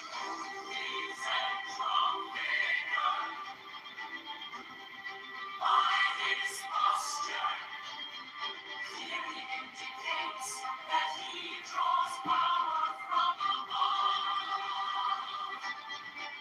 This is a central point of occult doctrine, because you cannot even begin to use the subtle forces of nature until you realize that you do nothing of yourself, but simply act as a channel through which the life force expresses itself. His uplifted wand is a symbol of his ability to direct the natural forces with which he works. Also of the Hermetic axiom, that which is above is as that which is below. The horizontal H represents dominion, strength, and control, and is also the mathematical sign of infinity. The magician's left hand points to the ground in a gesture of concentration. The black hair bound with a white band symbolizes the limitation of ignorance by knowledge. The red rose is action and desire. The white undergarment, symbolizing wisdom, is encircled with the serpent of eternity. The table is the field of attention, which is the workbench of the magician. The implements are a wand, cup, sword, and tentacle. They represent fire, water, air, and earth.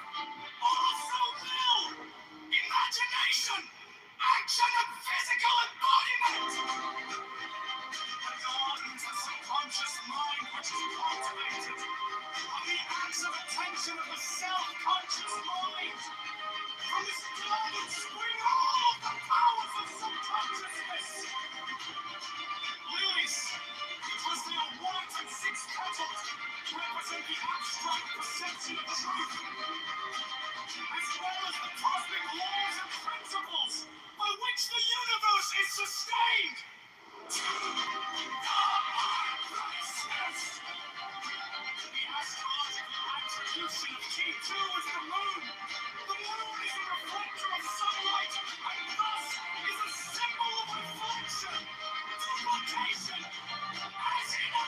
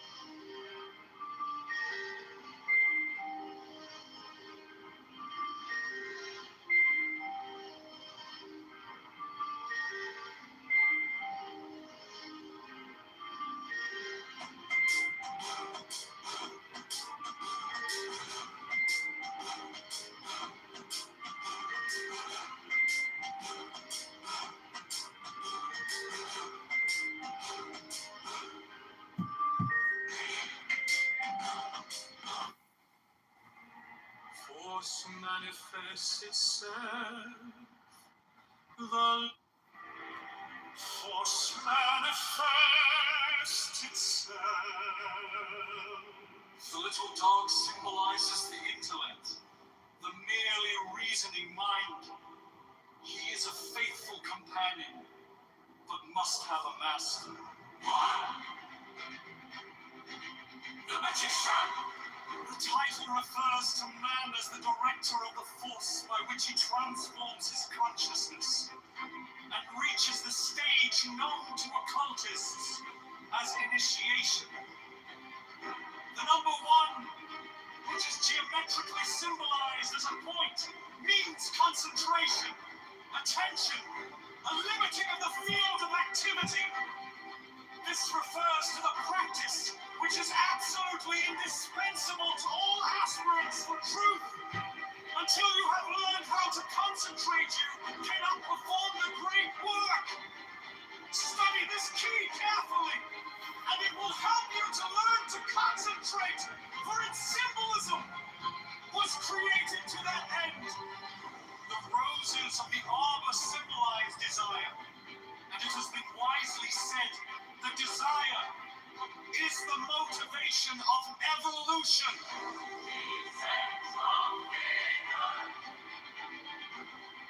By his posture, clearly indicates that he draws power from above.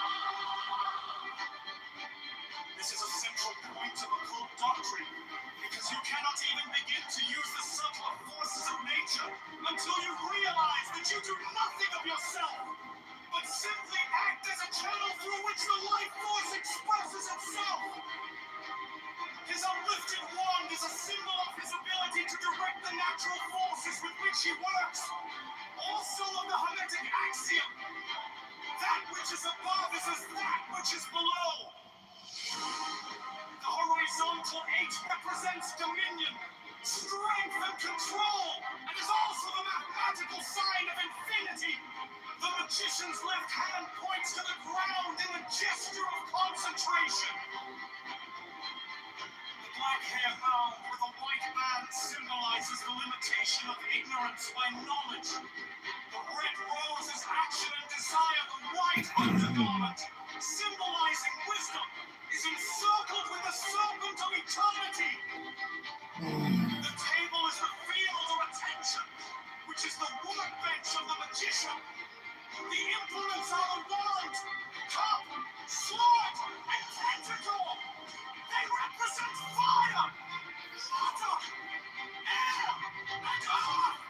Also will, imagination, action, and physical embodiment. The garden is the subconscious mind which is cultivated by the acts of attention of the self-conscious mind. From this garden spring all the powers of subconsciousness.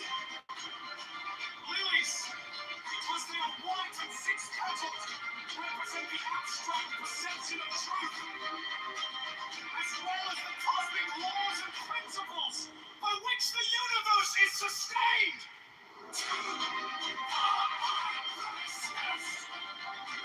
The astrological attribution of G2 is the moon. The moon is a reflector of sunlight, and thus is a symbol of reflection, duplication, as in a mirror. Like ideas, the crescent moon is cup-shaped.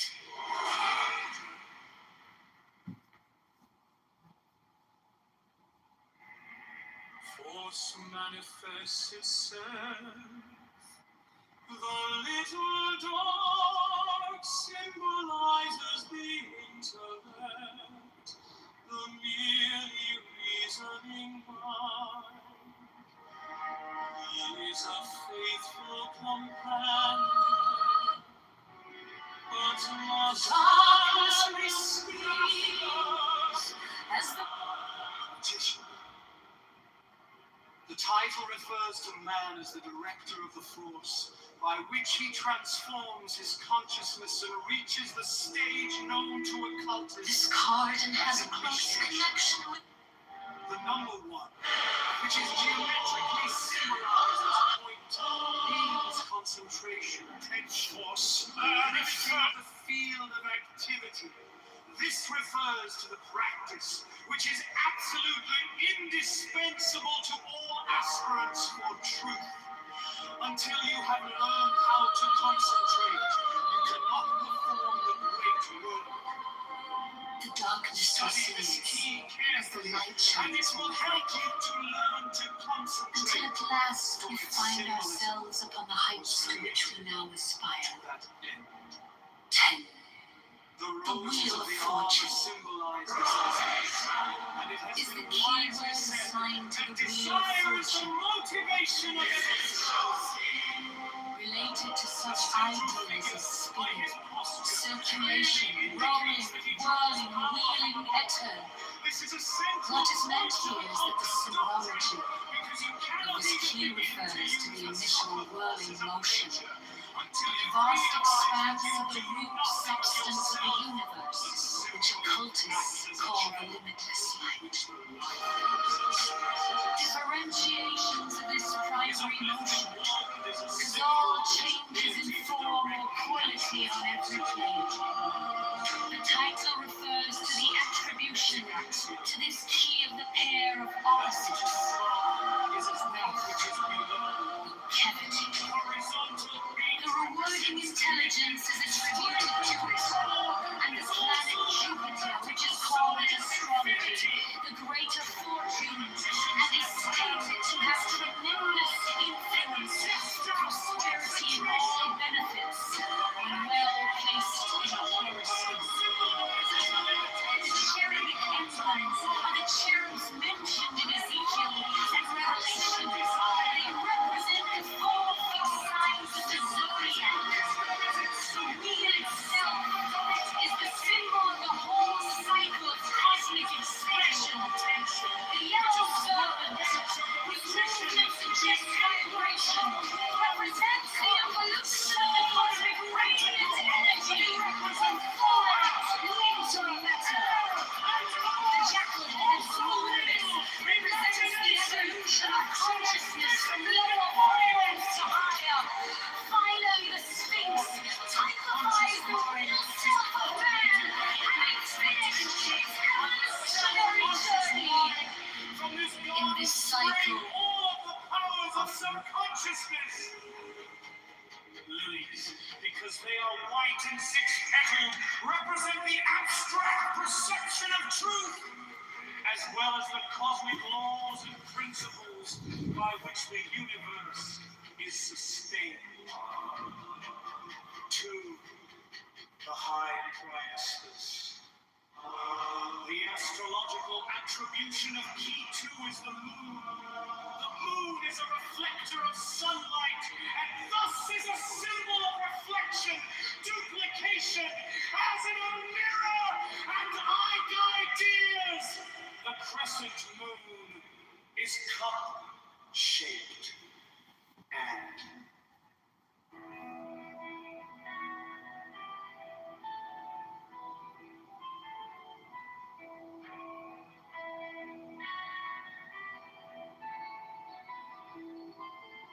I am the charioteer of the... Hey, Beaver, I heard you're the problem. And I saw a video of this kid, Nolan Wells, on the back of a boat having a good old time on a river.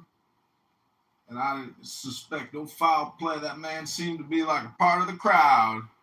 Unfortunately, accidents do happen. Hello?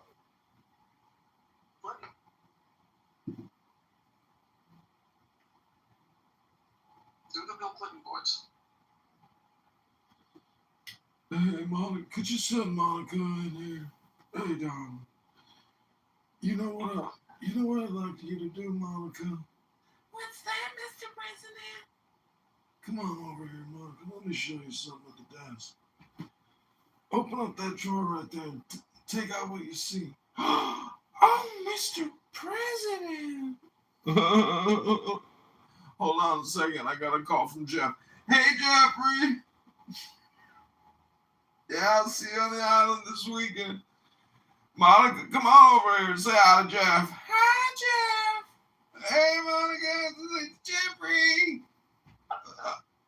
All right, Jeff, I'll see you this weekend. Take it. Monica, come over here and suck Daddy's dick. Mr. President.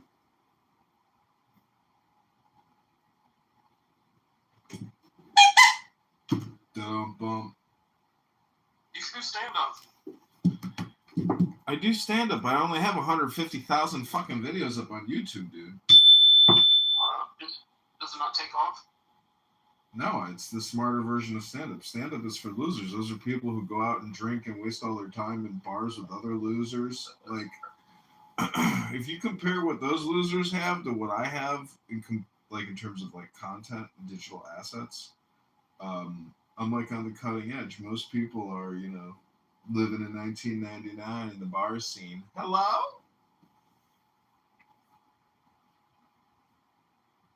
Why do you think so many people are trying to manifest a murder out of this Lowen Wells situation?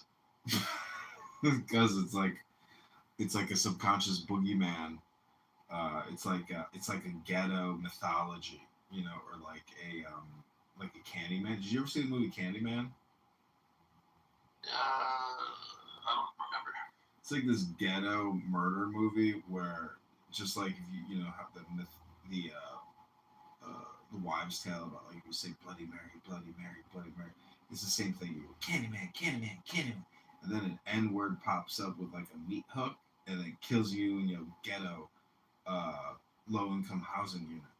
That's what the whole movie's about. So what I'm trying to say is, when people unfortunately pass on and it involves like the boating community, accidents happen so much that to attribute this to foul play just shows you that like people hyper focus in on racial political issues, because it's not racial when you go off the back of the boat and the motor chops off your legs and you bleed out in the water. Like, these are accidents with power equipment.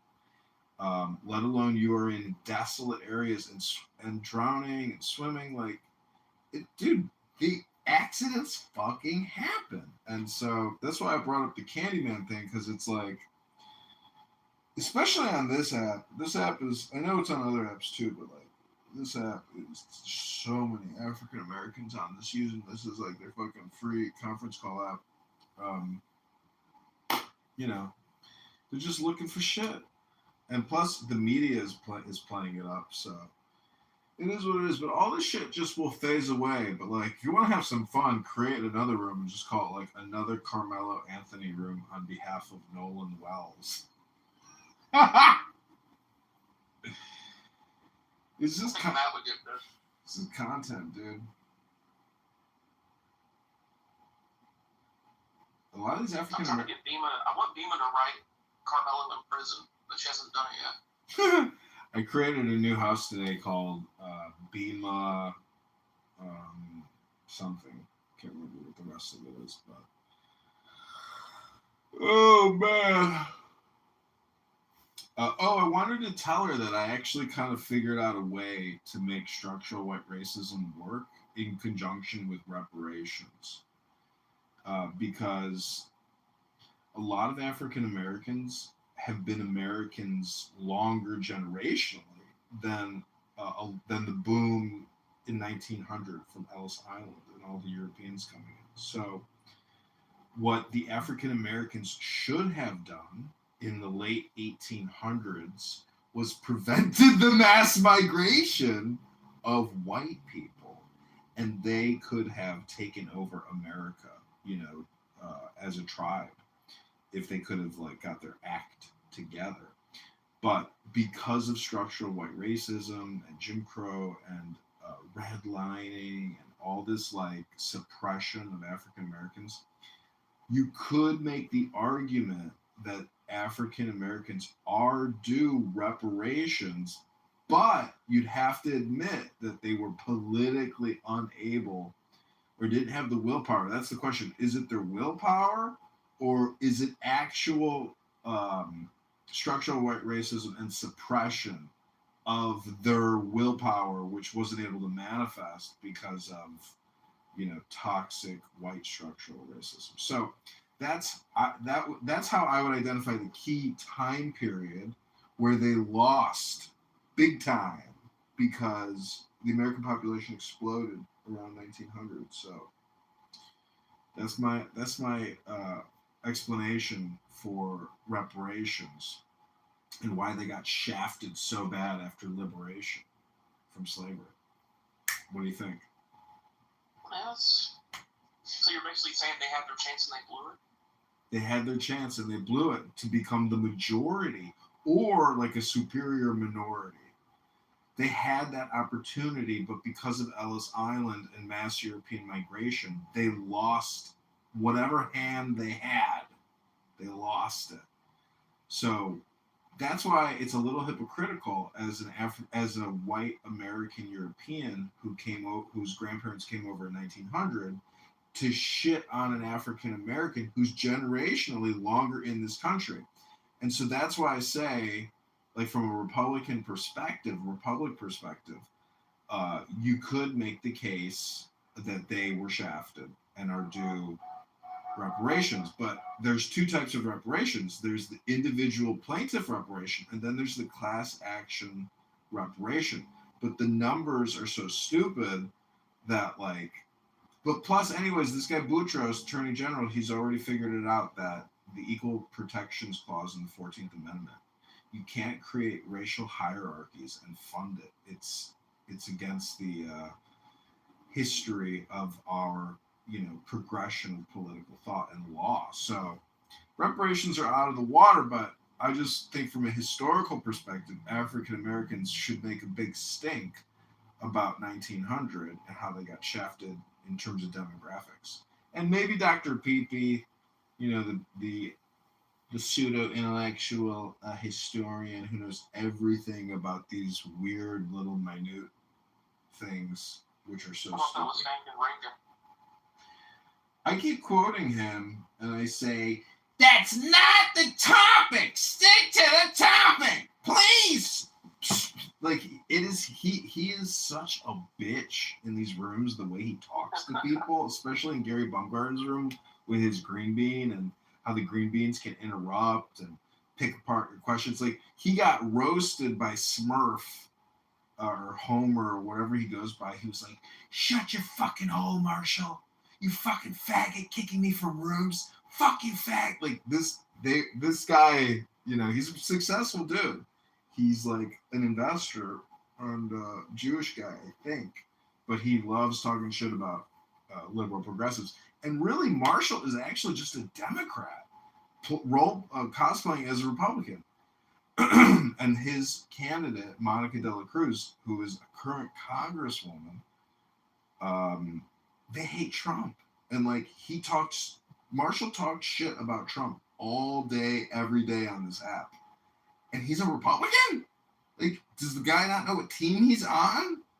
And his congressman, yeah, well, I don't know if he's a traitor, but I think he's just intentionally, I don't know, when you actually meet people that work in politics, try to play in politics, or have been in politics, I don't know, Marshall is just like, there's 10 Marshalls out there. He's not, he's Stephen Bader with an uglier face. I'm telling you, the Stephen Baders and the Marshall Stankin Rankins and that other guy who's a Democrat, they're all just Democrats, dude. They're all a part of the same fabric, cut in ugly different shapes. It's like this everywhere, dude. I'm telling you, this country is Democrat. There's so few Republicans. It's unbelievable. But anyways, back to Nolan and his adventure. I'm so sorry for being white. Or guilty, I mean. No, not in the slightest, because I know where my great-grandparents came from, and they went through Ellis Island. So I have no role or part or play in this drama that happened here in 1865, etc. So I think my conscious. Back in grade school, when you in your own class and you were watching a scene in a movie that depicted slavery or mistreatment, of black people, did you feel a tingle inside, or did you feel sorrow? Well, I didn't really know just how brutal African American slavery was in this country, like with the masks and like the neck devices and a lot of stuff. And so, as a child, I just had no feelings because I was never really shocked with the truth of slavery or punishments for slaves that misbehave, etc. Like, I mean, have you ever thought about like what it would have been like to own a plantation and you had 300 slaves that worked on your plantation and you had to basically run them industrially, psychologically, physically, mentally, nutritionally, housing, clothing, like they're your horse that you have to like take care of because each slave is worth like 300,000 at the time in today's dollars. So you have basically a robot body that you have to treat well to preserve your I don't investment. think they were worth that much. I think they're probably like 40 to 50,000. You can look it up. I was shocked that it was like in the hundreds of thousands. Yeah, because think about it. Like getting a robot from Africa is expensive, even back in 1865. And like, if your plantation is doing $1 million plus a year, I don't know. Anyways, you could like run the numbers, but I've read that the average slave got to keep more in his or her productive output than the average taxpayer gets to keep today. So you go to work 3 to 5 days to pay your federal taxes, but a slave only went to work 2 out of 5 days to pay for his own personal upkeep based on whatever that plantation slave owner would provide in terms of minimal housing, medicine, food, clothing, etc. So I know that's like very horrible thing to say, but I have read that they've actually picked the numbers apart. And statistically, slaves got to keep more than your average income earner here today because we're paying almost 50% in taxes at this point. Hello? They got to keep something. That's why I said the owner would have to kick back some of that slave's revenue generated to preserve the well-being of that investment to maximize. Oh, you mean reinvesting? I thought you meant they actually got a small wage. No, absolutely not. I mean, but they had to be provided with housing or something to keep them surviving. You wouldn't want your horse in your barn dying, would you? That's why I say you gotta like really try to like role play this out in your own head to understand what it was like to own slaves. It's not something that you can just like pass off and say, yeah, like you never thought about it. Like it's they are part of your lifestyle, They are your slaves. And some slave owners probably educated their slaves because they're like, what else am I going to do? Let's just go read books to the slaves all night, Try to make them hate us less, want to kill us less, and increase our return on investment and productivity for the week. So that's what I'm saying. It's a big mind fuck because like you're like manipulating your slaves to maximize productivity and not kill you and not run away, etc. So it's like, did you have a working relationship with your slaves? There's a lot to think about. Hello?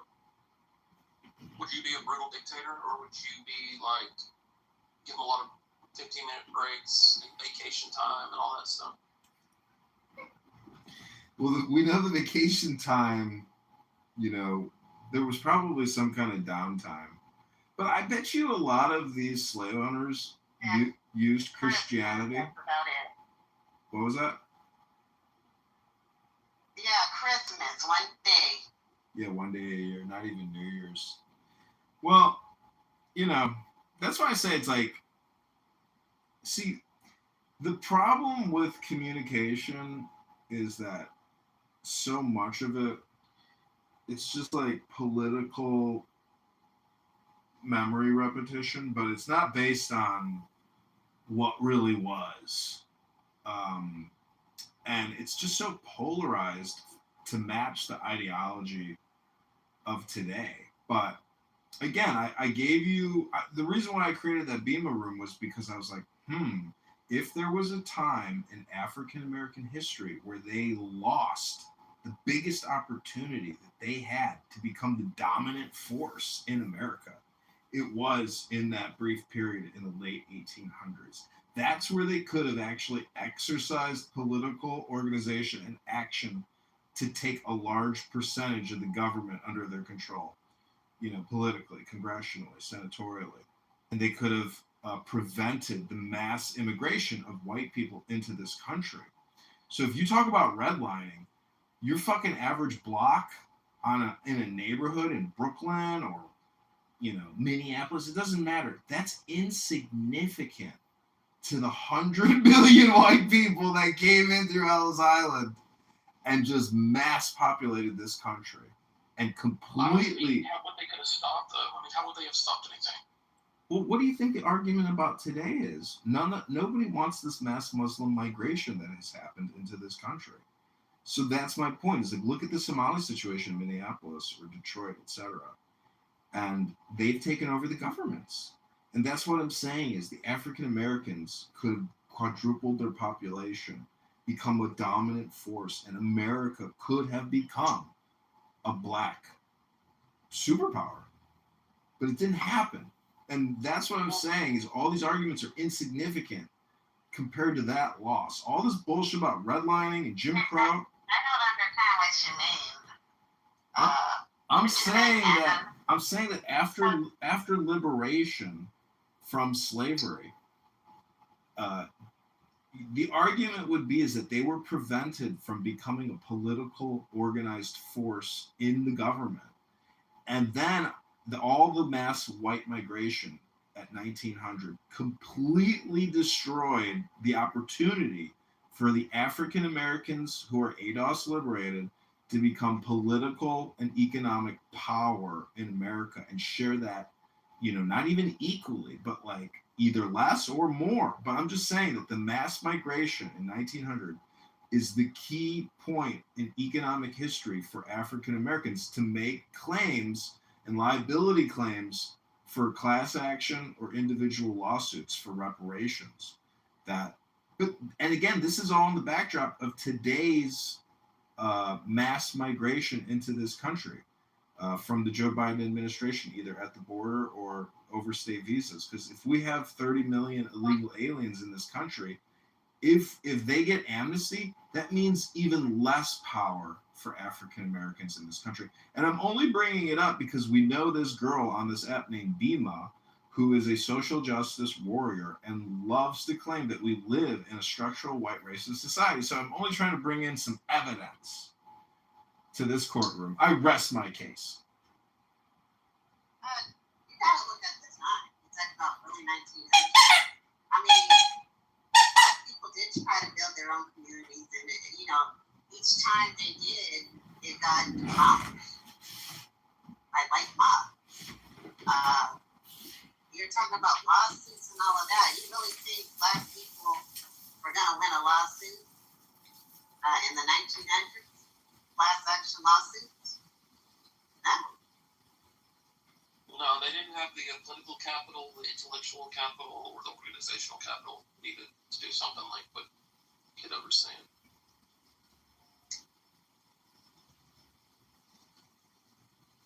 No, it just seemed like every time the black community tried to, build up their community, build their own schools, hospitals, blah, blah, blah, it just got demolished. And Are you guys people on certain fucking Israel? Are you agree with me? I can't even understand what you're saying. I see. I agree with me. Fuck Israel if you're Palestine.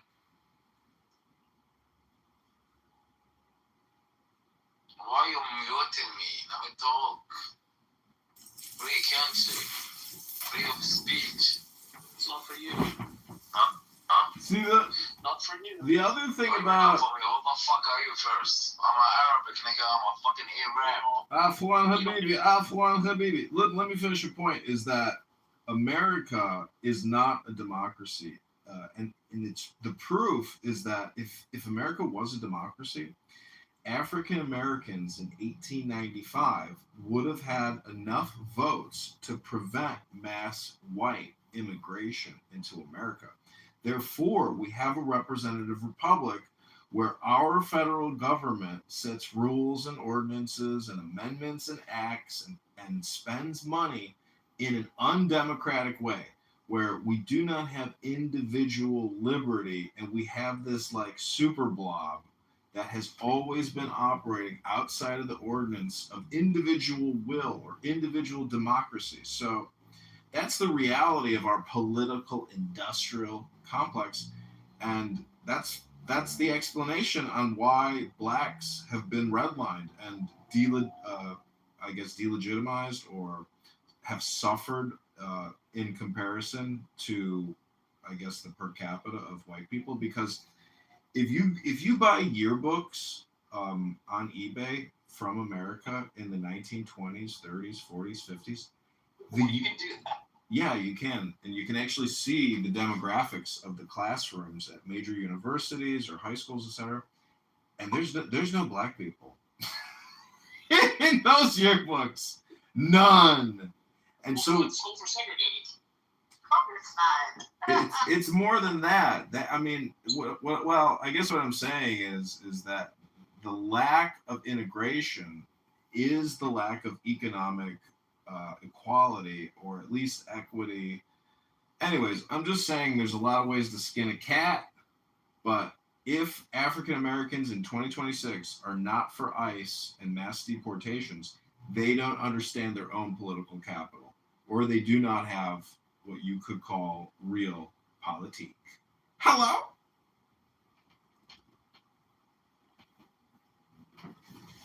Black, do you hate white people sometimes? Did you say? You sometimes hate white people? No, I don't hate anybody. I dislike people, but I don't hate. I don't have hate in my heart. I do dislike. For me to hate somebody, it has to be real bad. I don't even hate Pepe with his ignorant ass. But I dislike a lot of people. Do you ever have fantasies of torturing white people? Absolutely not. And that's the thing. When I see anybody get tortured or hurt, that hurts my heart. I don't like to see anybody, white, black, Latino, Asian. I don't like to see anybody get tortured. And so that's what I'm saying about black people is black people cannot, in my opinion, and my factual opinion, really, because I believe it's fact, black people cannot be racist. We don't have the capacity of over bigotry, lynching white people, throwing them into ovens, accusing them of crimes they didn't even commit. I mean, you walk down the street and blink at a white woman, oh, here comes a white mob. You're convicted and killed or lynched. A lot of people really need to, go to the YouTube and look at some of the cases where black people have been convicted of some of the stupidest shit in this country and killed.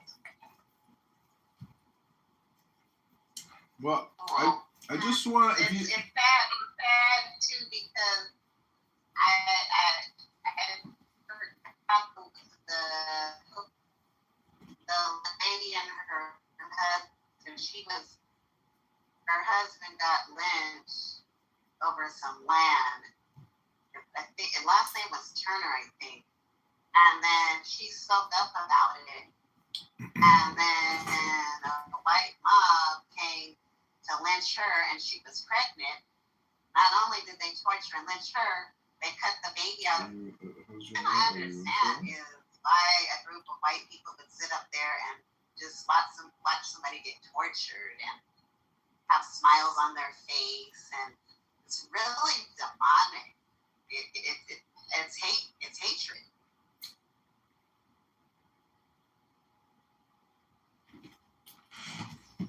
Well, I was gonna say, if you talk to Bima, just tell her that my little research into structural white racism was my little way of giving back and fighting back if her theory is correct about the flat earth.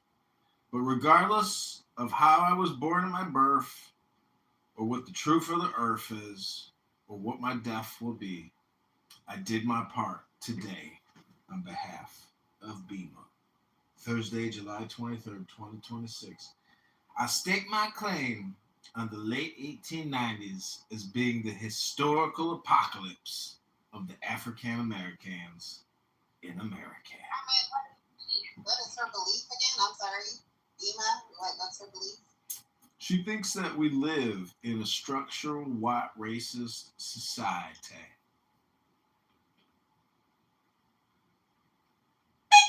You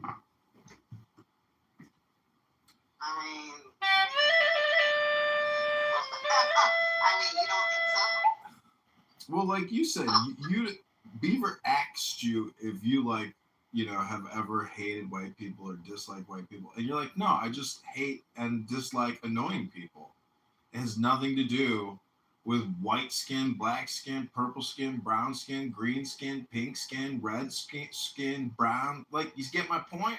Highly annoying people transcend racial consciousness. You just want to get away from horribly obnoxious, stupid, annoying people who waste your time and got stinky breath and stinky armpits, and they fat and they nasty and they annoying. Am I right? Am I right?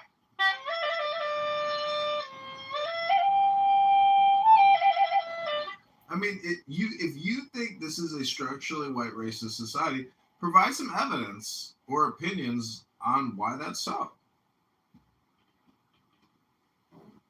I mean, let's look at history. Look at this country. I mean, you think this country's not run by the white man? Do you really think this country is not run by the white man? See, if you believe... No, who's it run by? Government? Well, God, if you believe in a supreme power. Are you an atheist, Black? No. Oh, you believe in a supreme God? I believe in God, yes. I believe that there's only one God. One God, one will, right? One destiny, one plan, one man. Hello? That's why I said all this structural white racist is just stupid talk. It's really anti-God. Yeah, I don't know that, but I can tell you that, Bima might feel that way because I believe, she's with a Black man, and maybe she learned a lot, being around, a Black person. So, maybe she didn't know a lot of stuff before she got this person. Maybe she got education. So, I really don't know. But you cannot sit up here and tell me in this country that there's not parts of this country where it's certain sections are for, lower class people and upper class people. And who's mostly the upper class? It's not Black people. It's not Latino. Yeah, but there are upper class in the African American community. It's just so ridiculous to say there's not Black elites. For Christ's sake, King Lamar, Oprah. I mean, the list goes on and on. Jay-Z, Beyonce, dominating the media, dominating industries. There is Black excellence. The majority. I get it, but it's a bell-shaped curve, and I think it's kind of entitled. I think I've come to the conclusion that people on Clubhouse are extremely entitled and privileged because There are people that can come here 40 to 50 to 60 hours a week as if they're fucking rich. How the fuck can people spend this much time and give all their focus and all their concentration, all their mindfulness to a fucking conference call app with a bunch of people intentionally gaslighting each other? I'm just saying that everything is a bell-shaped curve, and when people say, you know, it's a white man's world and there ain't no blacks up there, it's like bullshit. African Americans are the cool people, didn't you know? And all the white people want to mingle with the cool people, like Barack Hussein Obama, who ain't even black. Mama white? I mean, come on now. It's all theater. Really, not black. He is half black. He's half African. He's half white. His mother's white and his father is from Ghana. So he's half black. He's half African. He's gay. He's half white, and he married a trans black man. Come on now, that's silly. That is really. You guys are painting this narrative about Michelle Obama. Why is Michelle Obama eating Altoids with George Bush, a war criminal? Like they're besties, and they're supposedly opposing political. Come on, it's a fucking theater show. These fuckers organized, controlled, manipulated. Obama is a white man's Uncle Tom. He's George Bush's Uncle Tom. He's George Bush's CIA bread and butter mind control project with a trans husband. I know it sounds ridiculous, but prove to me that Michelle Obama is the mother of those two children. Never seen a pregnancy photo. It's all bullshit. Surrogates. That's a bunch of drama, propaganda, lies. No. Prove I don't it. believe that. Show me the photo. Just Google it. Beautiful pregnancy photos of Michelle Obama. Never seen it. But I do know that her jaw, for a multimillionaire with $100 million, her teeth ain't even straight because they had to do teeth reduction or some kind of jaw surgery, tighten up that little aesthetic. And I know every photo is airbrushed.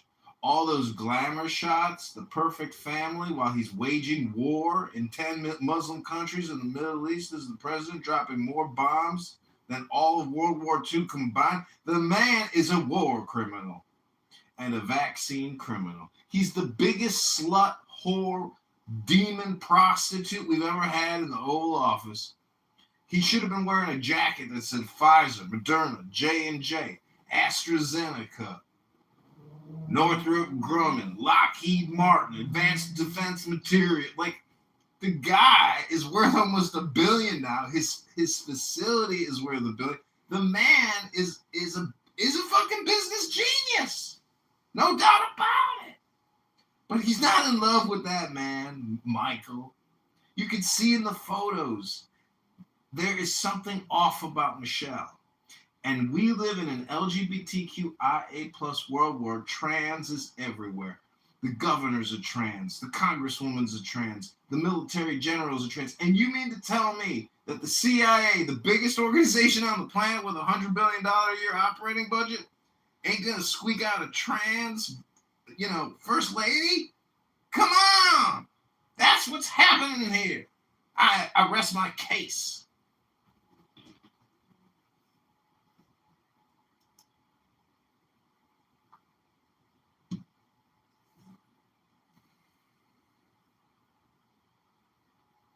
Okay. Eva, you wanted to say something? Man, I'm out partying right now, man. I'm out with the white folks right now, man. This motherfucker busting, man. I gotta go to the audience. Oh, damn. Pick me up.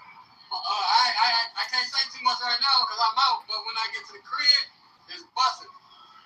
Shout out to Beaver, man. Make sure y'all follow the laws. What up, Black? What up, man? Y'all, you feel me? I'm gonna tap in with y'all in a little bit, though. I'm out partying with the white folks, you feel me? No cap.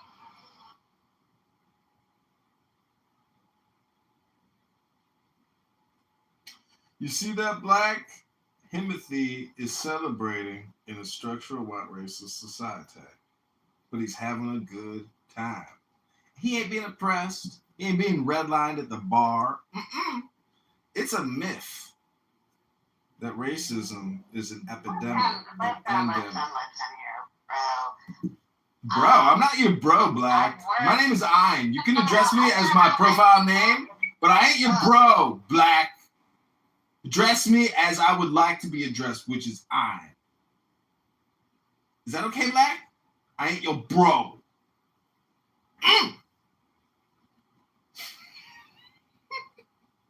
Yeah, okay. Anyway,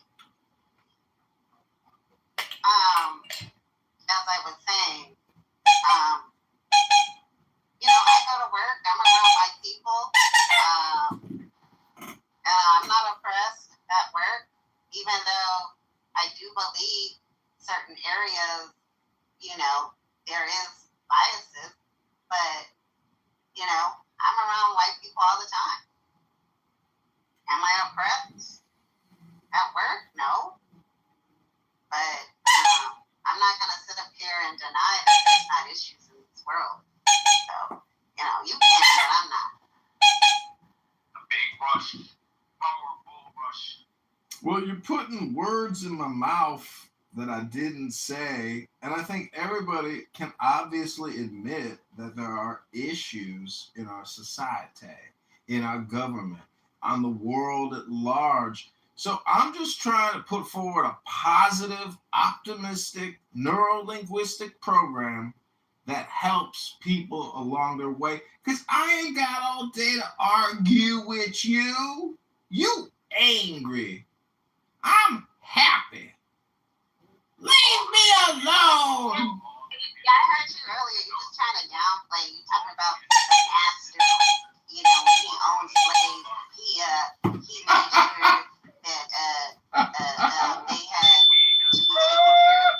That was scraps. Have you been on a plantation before? Have you seen where slaves lived? Come on, bro. You gotta do better than that. No, I have been on a plantation, and I've seen slave quarters, and I've seen slave auction markets. Oh, I know. It's horrific. I mean, the experience must have been awful, traumatic, terrible. Couldn't think of probably a worse situation to be in, from the get-go, crossing the great ocean, stuffed in the bottom of a ship, disease, no food, water, horrible. The whole experience is just pure suffering, and I can only imagine that some lives, how they even found the will to live. I'm sure a lot of slaves ended up making the ultimate decision to not live. Jumped into the water. I'm sure a lot of people chose death over slavery and servitude and punishment and censorship because they were censored. And talk about platforms. They had no platforms. Their houses didn't even have platforms. They had mud floors with no plumbing, no hot water and heating, no kitchen, not even a couch. Just a straw wooden bed, not even bricks. Awful, horrible, terrible. Where is Acek?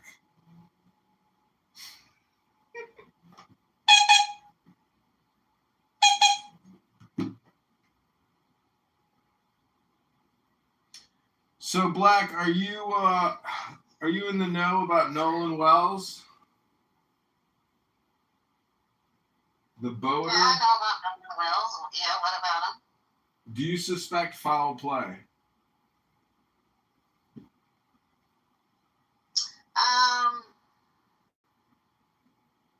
The only foul play, not directly on him, the only thing that I feel is they knew that he had drowned and they just left him. And that's just the bottom line. So, do I believe that they hit him with an object? No, I don't. But I do believe they saw this young man drown and they just left him like nothing, like a piece of garbage. So, yeah.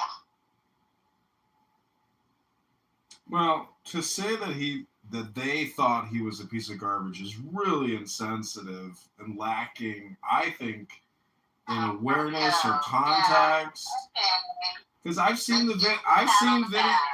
It's not a pat on the back kind of a thing. I think that you are injecting your opinion into a tragedy where many of these people, he was their friend, and they're very sad. My opinion?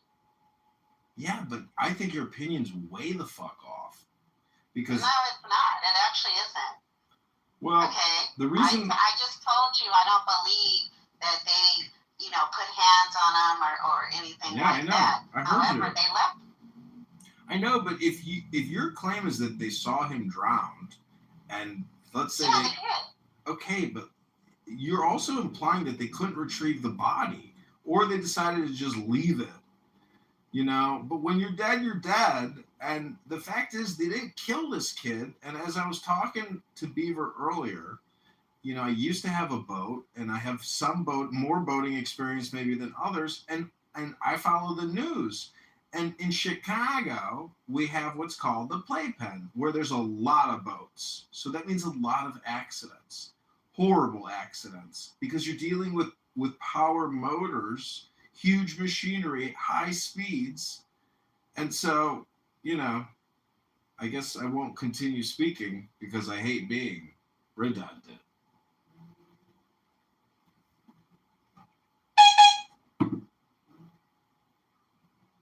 At the end of the day, bro, you just don't leave a friend, especially when you're on water like that on a boat. Even I can see if they had went to the mall or something, and they had a car and they left. But just in the water, you just don't leave your friend, only person by himself. Like that's not normal. That is not normal at all. And that's just the bottom line. I mean, your intuition could be spot on, but it could also be off. I've never been in a situation like that where somebody, that you knew, because I've seen the videos of the kid on the boat, like he was part of the crew. And I've seen the cross-examination of these kids, the depositions and subpoenas, and the black lawyer asking all these questions. It's, you got to be a little, I guess, aggressive to try to see if you can get a reaction, to try to find some kind of truth or something. But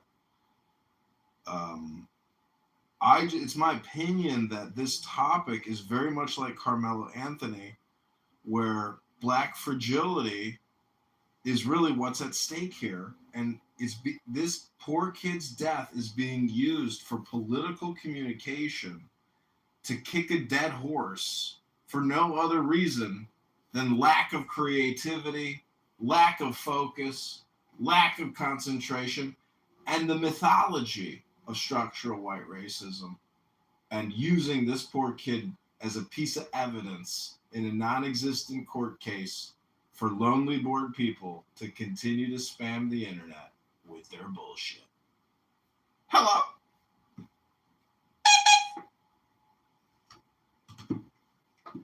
How do you respond, Black?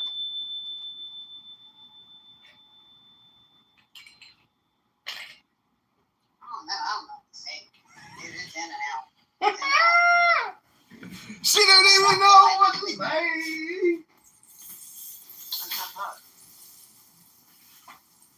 What's his name? The black guy who wants to be white. What's his name? I don't know. I forgot his name. Anyway, listen. Sad case. Very sad case. Carmelo. Am I saying it right? Carmelo Anthony.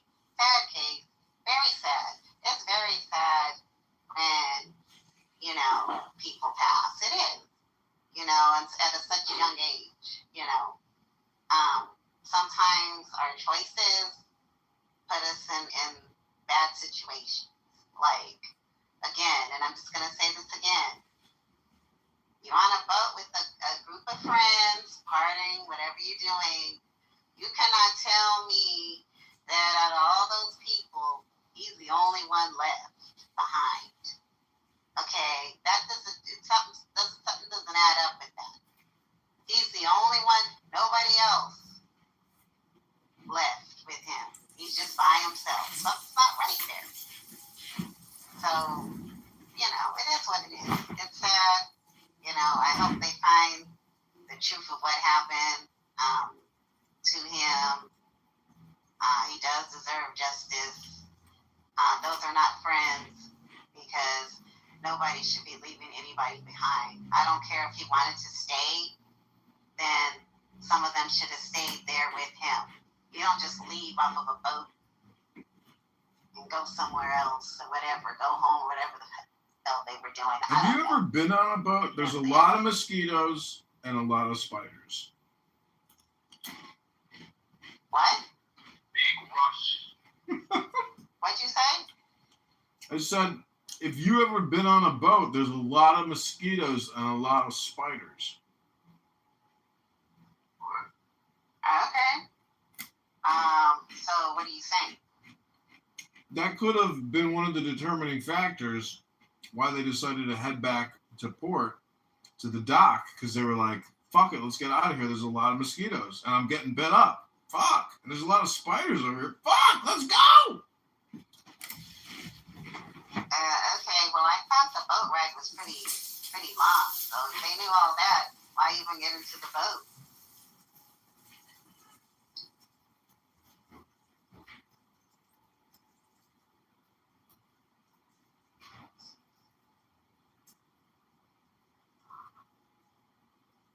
Because I'm not trying to get bit up by, get my body marked up.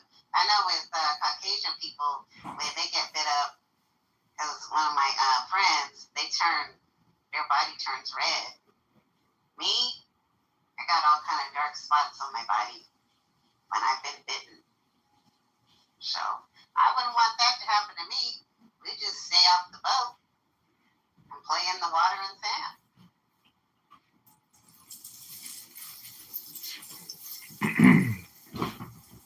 Well, I was on a boat one time in college. I got my boat license.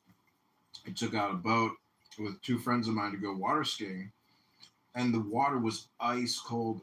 And I said to my friend, I said, bro, there's no way. I can't do this. It's too cold. He says, go stand in the back of the boat. There's a puddle. It'll cool you off from your feet.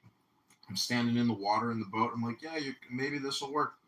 Next thing I know, he shoves me over the back of the fucking boat.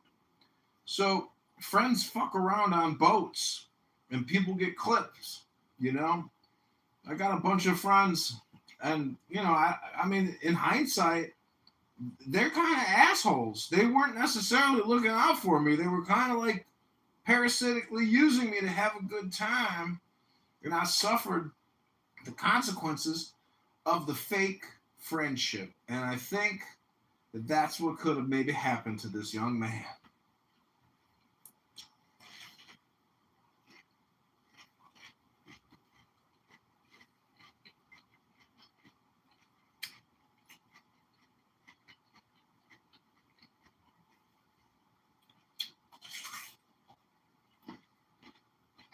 Those, hi,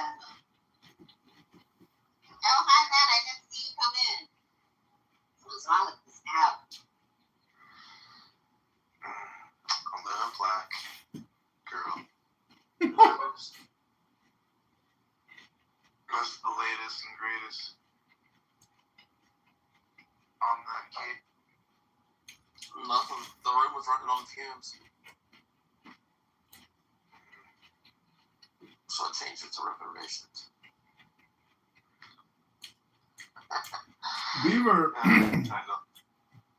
Beaver, maybe you can give Matt a summary statement about my theory about how African Americans were apocalyptically decimated in the 1890s with the advent of Ellis Island and the mass influx of white people. And that would be the point in history where reparations would have to be calculated. So, it doesn't make sense to me, but whoever believes that African Americans missed their window back in the turn of the century with Ellis Island, they should have come together and stopped the mass immigration of Europeans, because that dilutes their numbers as a percentage of our population. Even though African Americans were tiny back then, weren't they? Like their percentage. So, I don't know. Okay.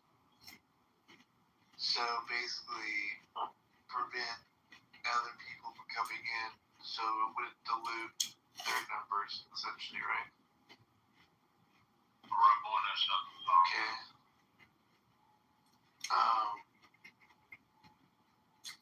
I don't know. I'm not African American. What have they said about it?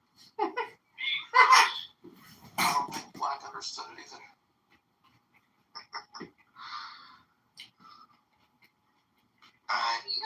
He was mostly trying to make a statement about Viva. So if she's not here, he should probably explain that when Viva comes in here. Peter lost his shit. So he got mad and Sig and somebody. His voice changed. He's like, "Shut up! Shut up! Shut up! You don't know!" And they stormed off. What did he say? What made everybody, or what made him mad? Something about Iran, and somebody was saying, I don't even remember what it was, but then Sig was like, "It's not your turn to, don't talk, it's not your turn," and he just lost it. I'm trying to get him in here.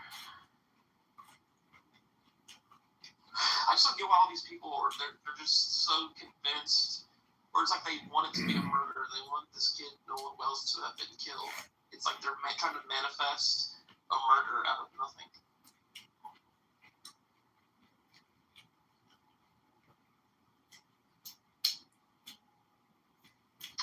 I mean, I would have to agree quite a bit. I mean, can there be foul play? Sure. Could there not been foul play? Sure.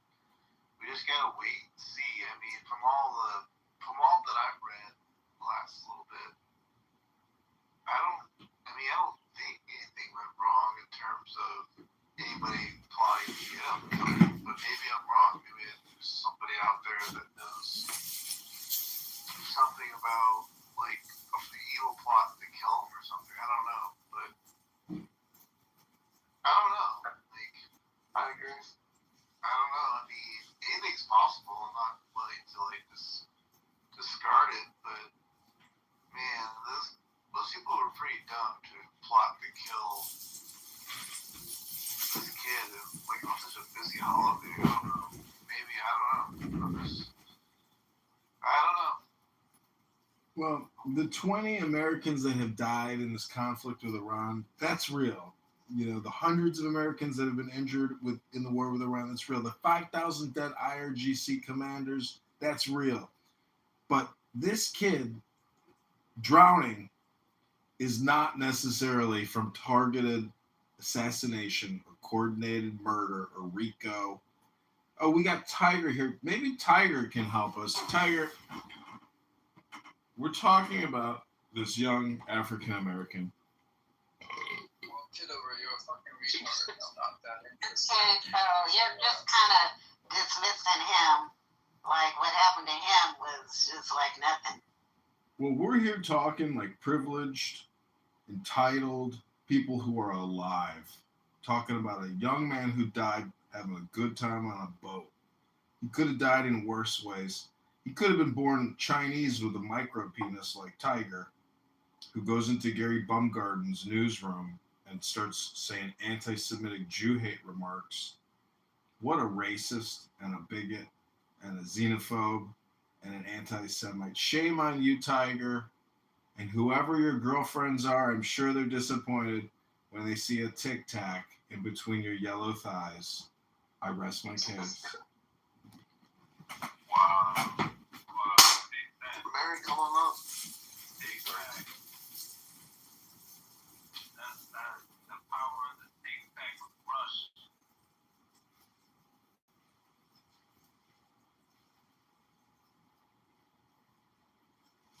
I think Mary heard, she heard Peter wake out and scream and yell and leave. We're going to shut my mom.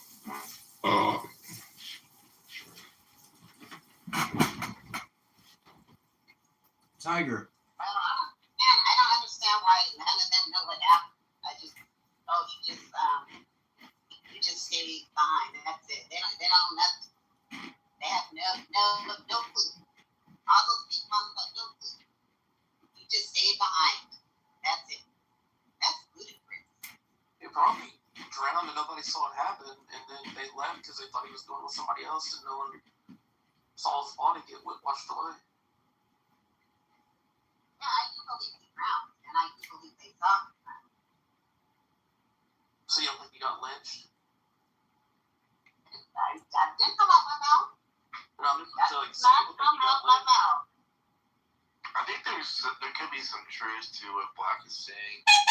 Like, I was thinking about that. Like, if you're like horsing around or whatever, you're just like goofing off with your friends, and like, you know, if something were like happen where he went, like, let's say he just went for a dare, did the old backflipperoo, and like, I don't know, hit, snapped his neck or whatever. I mean, like, I'm not gonna lie, I'm gonna be like panicking quite a bit. I might actually take off and like freak out a little bit. Now, would I have not called 911 on the way back after or whatever? I guess I don't even know what I mean. That's true. That's kind of weird they didn't stay around to help. I mean, I don't know. Actually, maybe like, man, I gotta rethink this. Like, I get what Black Girl's talking about. It's like, you do kind of get like freaked out when you see a prank go wrong, I don't know if anybody else has ever experienced that, but and like you watch one of your friends do something crazy and you're just like, oh shit, like, I'm not dealing with this right now. People do that all the time. They do that all the time. They mess up and then let me get up out of here. I gotta go. I don't want to be blamed for this. I don't want to be involved. Yeah, that is true. Even if they don't know what happened, like, in terms of like what happened to them, but like they know that whatever's going on with him, like, they don't want to be part of that. I don't know, man. Like, I can see, like, especially if you're drinking and doing all that shit, like, you can get pretty paranoid pretty quickly, Because then all of a sudden you're the person that's gonna be like on the hook. So maybe like it's kind of a stretch a little bit because I don't know. I mean, I don't know how good friends they really all were, but if there was like, if they were just kind of like, I don't know, adjacent friends there, then maybe they'll be more willing to like just take off. You know what I mean? Like, I don't know if they're like all great, like really good friends. Maybe they were. I don't know. I don't know like the history of all the people. See, this is like people talking about the movie Scream or something. They never saw it. Nobody knows nothing because it was an accident. Because it wasn't a murder. What? Yeah, well, I don't think anybody say it's a murder. Like, I don't think anybody intentionally went out there to kill Nolan or whatever. I think it was just like, oh shit, damn, I think he might have like broke his neck or something, and like, I don't want to be part of this right now. Like, we're out of here. Well, and then like, that doesn't excuse them, but like, that's what happened. You know what I mean? Probably. But see, if it wasn't a structurally white racist society, we would actually have courageous people that want to help save their friend that's drowning. But at some point, you still got to throw the towel in and say, you know what? We can't find the body. It's getting late. We've already sent in the coordinates, etc. Like, when did they pull the plug? Was it too soon? Yeah, but we talked about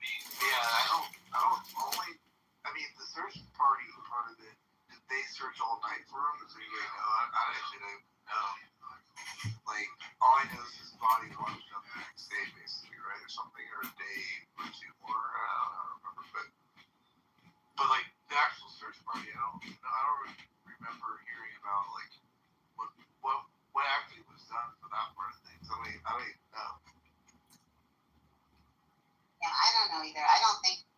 I mean, because it's dark. I don't know if they could be, looking in the water in the dark really good. So. Exactly. I don't know.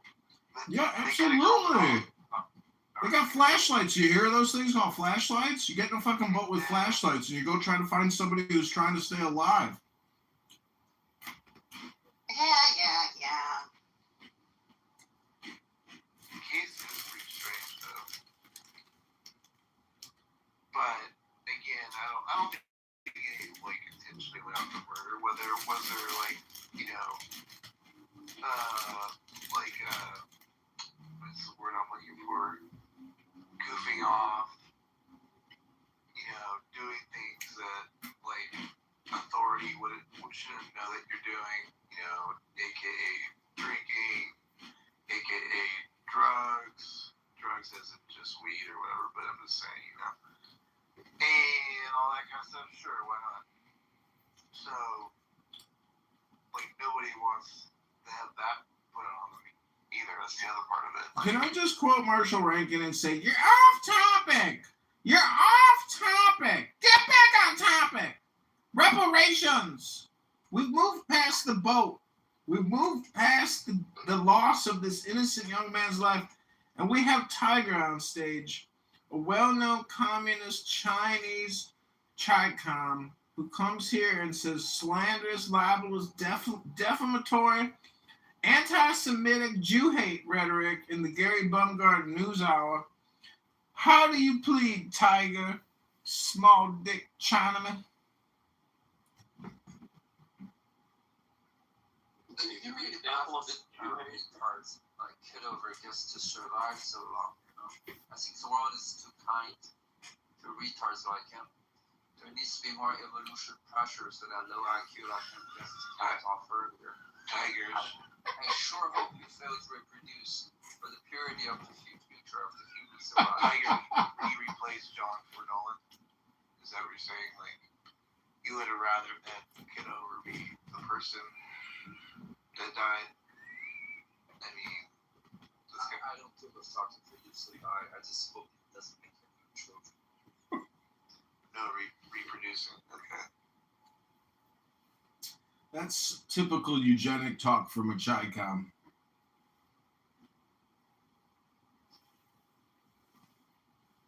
Norm hasn't been in here since I told him to go eat worms, and then Pepe, he's really pissed at us. Well, what the fuck y'all do to Pepe now? You just modded the nigga yesterday. What the fuck? I know, but like, did you not hear him come in there and it's like, these Beaver and Matt, they steal my ideas for worms and they go on me, they think I talk too much and take up too much time and center myself, and they like to mod stupid N-words. I think he was talking about you. That's crazy. I was just in the room. I just was modding in the room with him with Sig. He didn't say shit. But bro, I learned on this app, bro, people be sneak dissing like a motherfucker, but don't say shit when you on stage with them, bro. Them type of niggas, they hoes, bro. You can't. I don't even pay them niggas no mind for real, bro. But it's crazy that he feels some type of way because you just modded the nigga last night. Like, that's why why I modded him, because I knew he would fight back against that one argument, and I was too lazy to do it. I'm not gonna cap, bro. I know it's just an app, but y'all niggas gotta get them fake ass niggas out y'all circle, man. I know it's just an app, it's just Clubhouse, that shit ain't serious, but that fake ass shit, that shit not cool, bro. Like, what Beeman did? No, I'm just talking in general. I'm talking about Pepe right now. If he feels some type of way, I mean, I don't know how. You just was fucking with the nigga last night. Like, I'm cool with Beamer, but I just don't like the fake shit. Like that shit fake as hell, bro. You literally just modded the nigga last night. He ain't say shit to you. Like, he ain't say shit. You let the nigga get his shit off too. So it's like, bro, the fuck is you bitching about? But, there's no, way to actually suffer or have any loss. And the crazy shit is, y'all telling me these people be feeling some type of way about me, but it's crazy because I be feeling like motherfuckers. I be looking in the comments and in the chat and shit. Motherfuckers be like, bro, I fuck with Timothy for real. Like Timothy know how to moderate for real. Like I feel like I know how to moderate for real, bro. Like no cap. So it's like I don't understand the hate that I be receiving, bro. Like it be crazy, bro. True. Yeah. I think it's just because I talk like a nigga for real in a white space. Like they keep calling this a white space. I don't think it's a white space though. Like I don't think they be saying y'all niggas is racist. That's the thing, Timothy. Like, why does Pepe think this is white America? Like, this is not his house. Like, I'm confused.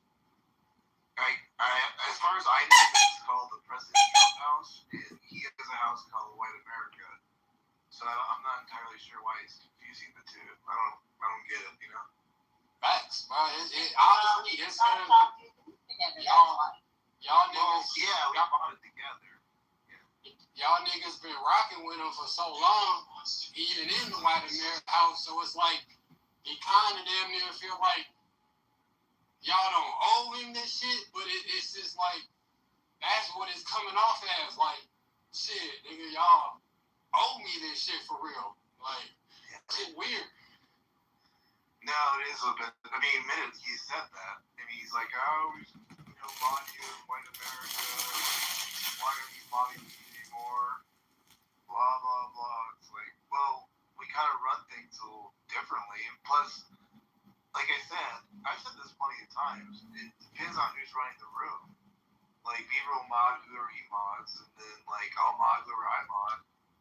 And not saying that either one of us would mod Pepe, but, like, you know, it doesn't have to always be the same mod every time, you know?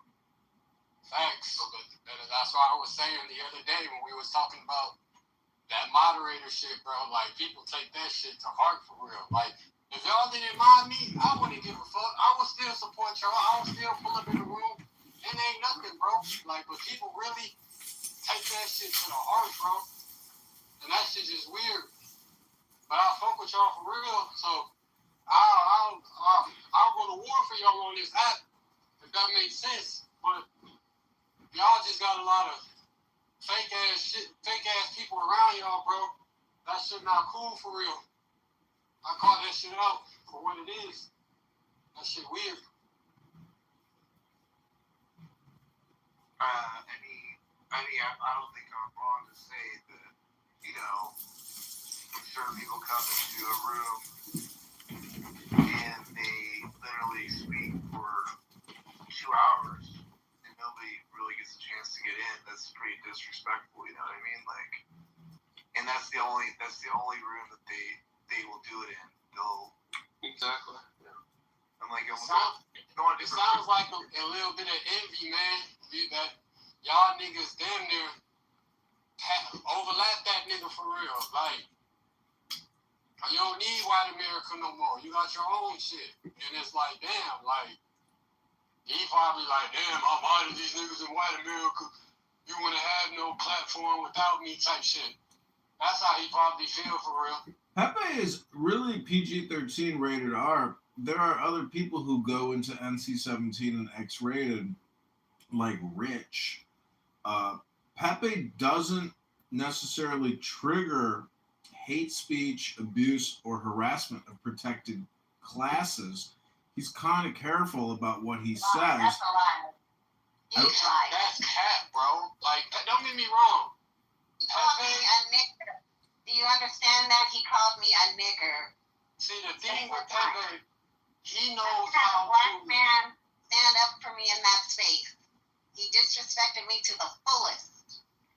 See, this the thing, Black. When Pepe a moderator, I can't really say too much of it because I respect people, other moderators. Like that's at least how I come from. But Pepe knows one thing I would say he knows how to do. He knows how to fuel a crowd, especially black people. So it's like he knows how to fuel black people to the point where they gonna say some crazy shit or they might wild off, but in the same breath, he could derail a room too with all that bullshit he be saying. So it's like you gotta be. It's like a coin for real, like, and you gotta be careful with that shit. But I just feel like he damn near jealous of y'all for real, bro. I ain't gonna cut. Yes, yeah. You're the one. Like, that's the thing. It's like, obviously, he does that show, whatever, that's fine. Early speak. And I still will, obviously. He came in right now, let him speak. I just stop throwing the beat right now. It's the thing. And again, especially if I want to discussion. There's moments to do stuff, and there's moments not to do stuff. You know what I mean? Like, come on now. And, like, I don't know. Like, honestly, my ears were, like, I was getting, not my ears, well, my ears too. But I was actually getting a headache, like I was telling Beaver. Like, I literally, all the screaming and yelling after a while, I literally was just asking, like, can you just, like, chill out a little bit? Like, it was, like, literally giving me a headache. I didn't come on this app to have a headache, so, you know, it is what it is. But I have nothing against Pepe. It's just, I gotta run the show, you know? Facts, man. It's your shit, bro. And I think all the other people, even though, you feel me, you shouldn't even give a fuck about what the next nigga or the next bitch feel about you. But I feel like when people say, oh, B was racist or Matt is racist, I think that just stems from you being around Pepe and moderating Pepe and letting Pepe just get his shit off. Like, I don't think y'all racist at all. Like, I don't get a bit of racism from y'all, for real. Oh, I know that. I mean, I know just by being associated with him. Like, literally, I was a lot on his stage for like just about, well, I know for a fact for like 6 months straight. He mentioned being a white American at the height of this app, what was going on. Like, I already knew I was going to be associated with that shit. But, you know, it was good to have the topics and, like, the entertainment and all that kind of stuff. And it still is, whatever, you know. But, I already knew that going into it. I already knew that. Like, and plus, like, you know how it goes on this app. White people are already, by default, just racist, labeled racist anyway, so who cares at that point? Like, I might as well just, like, embrace it at that point, you know what I mean? There was a white dude that came in right after Pepe said all that shit. He was like, yeah, Matt and Beaver, they just want to be you, Pepe. They want to be you. Wait, there's someone that said that? That's hilarious. He's that, BWA Haitian guy or someone that got caught. It was one of the two. They went after you, Beaver. They went after you today. Well, not after you, but Dan was making fun of you today. I don't know if you caught that, but he said you sound like the guy in hell. Which has sympathy. Man, ain't that nigga in the room, bro? I'm tired of his shit. I'm knowing you told me, bro, but that nigga always deep business, bro. Like, that shit is weak, bro. He might come in really late at night because I missed it. I wanted, like, he comes in at like 2 or 3, right, in the morning or something. I don't know. They like to watch. Go ahead. Richard is also next to Pepe. I don't him either. Now, he's never called me anything, never called me in, but you might have felt how he talks to me. Very disrespectful. Oh, he's working. Rich, You guys come across as just normal people, right? Because I've known you, and I remember, I think each of you, I remember, probably said something racist in the past, and I heard, I wasn't happy. But, you know, we had back and forth, but you guys, you know, after knowing you guys just normal. Everybody says something racist sometimes, especially, you know, on Clubhouse. And Pepe is a little bit, you know, you guys are the normal people, you guys are nice people too. You know, Hennessy is a really respectful guy, actually. He's pretty good.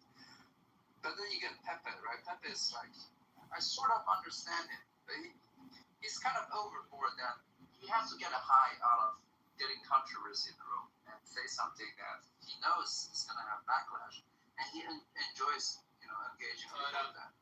You know, I think that's a little bit morbid, but even that, you know, I sort of understand him, and he's not, at least with me, he doesn't go too far. But then you get weirdos like Kitover or Rich. There's kind of some weirdos that have a million alt accounts and says nothing of value, but just enjoys being there and say something really stupid. Projection mirror has been activated. Their mom not like them or something. There's something stupid. I just don't understand outliers like this. I don't understand normal human society. Scumbags such as this exist. You reported that Tiger, I think. I got clipped because of it one time. You're here. You know what I mean? But we're all good. And I want to thank Tiger for the shout out, but I really don't like being put in the same square, box, or circle as Rich. Rich can be funny at times, but by God, he is one of the most highly annoying people on this app because he refuses to stop talking when other people are talking and just keeps going. And when you have to listen to multiple people talk, it's just too taxing and annoying on the brain. And Rich is one of those extremely highly annoying people.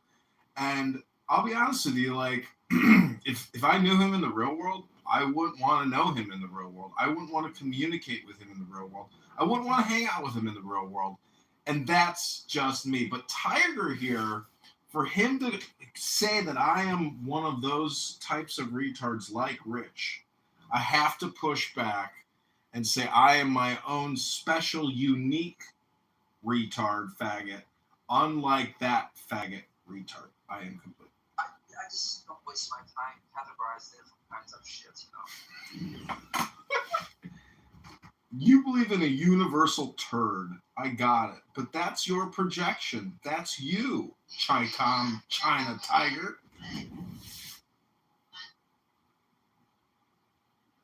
What's up, Skull? What's good? Man, definitely lying, bro. Niggas need to beat that nigga in the room, bro. Who? All them niggas that be sneak this, bro. Oh, he won't come in there. Wait, I didn't hear who was it? I think he's talking about Dan and Rich. I don't. Wait, Rich will always show up here. Yeah, he'll show up, but Dan definitely would. Bro, them niggas said, I'll make the room. The fuck? Like, man, y'all would be surprised what niggas say when y'all disappear, bro. At the end of the night, bro. Y'all would, like, niggas be saying off the wall shit, bro. Like, y'all niggas ain't build y'all shit up, bro. That shit weird, man. Yeah, I'm catching everybody in the morning talking their shit in other rooms. It's crazy. I'm like, what happened, man? Like, I forget the band said he sounded like Bernard something. Does that ring a bell? I don't know. It's some actor dude or some. I don't even know, but I need to find the name again. And like he was going on you, and then of course, I don't know, maybe a couple days before that, or actually that was today. You after Timothy saying, look at what they have up there on stage. I can't believe Concrete was actually talking to a guy like that. So, like they're totally looking down on people. Like this is so stupid. Like,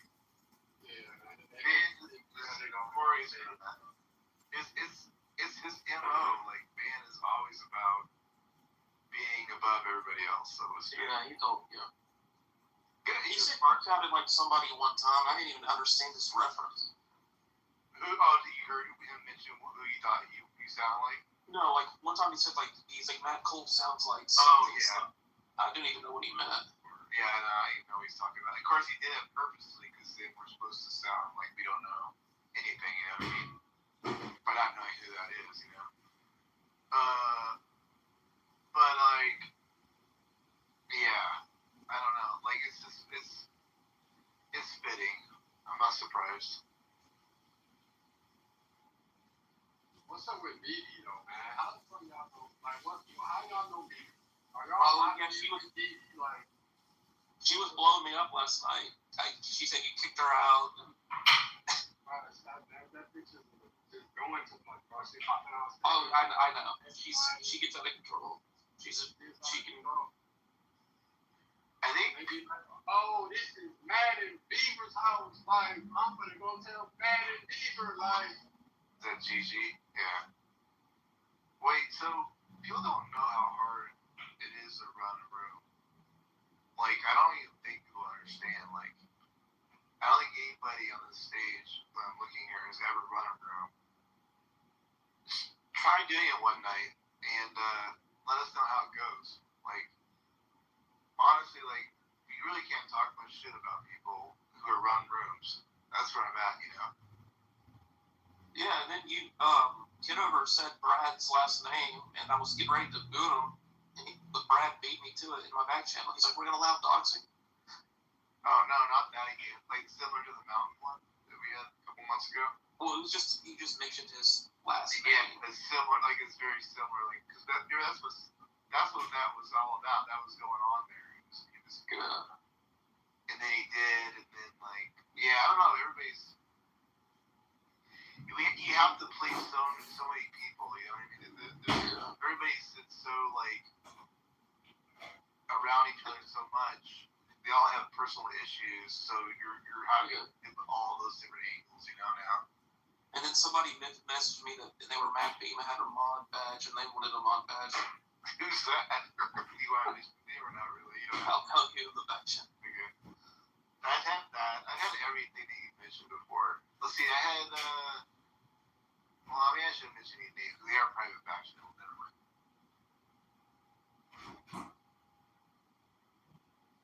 I just want to have a good time enjoying leftist, you know, melting down and suffering during this Trump term. Or can't we have nice things? Why don't they?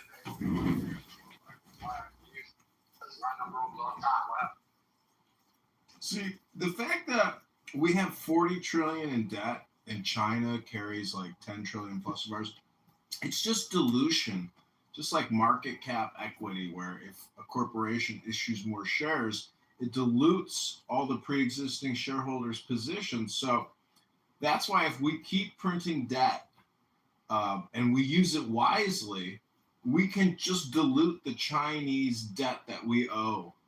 And so that's the problem is that the progressive liberal Democrats want to waste the money on inefficient, stupid projects and programs as opposed to real investment in this country, which is real goods, and that starts in the home. We need to build millions of homes in this country, and we need to dilute the Chinese creditors and do it simultaneously to fuck little Chi-Com tiny dickwads like Tiger who think I'm a retard.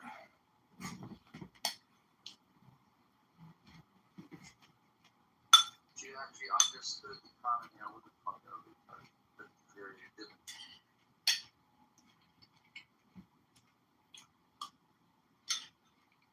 Tiger, the Zionists don't like you at all, do they, on this app? I've noticed. But I'm not American, so I don't care.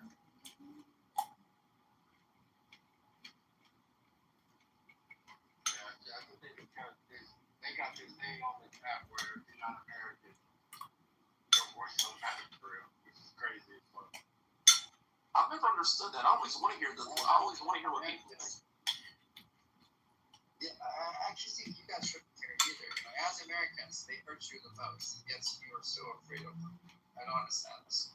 Call them out.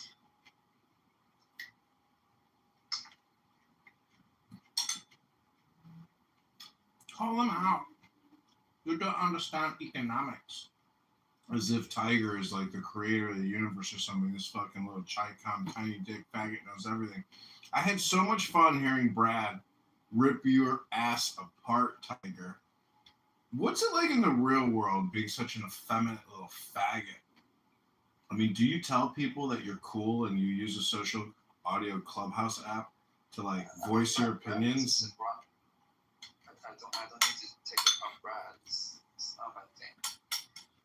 He's more style than substance. Who do you hate more, Kitover?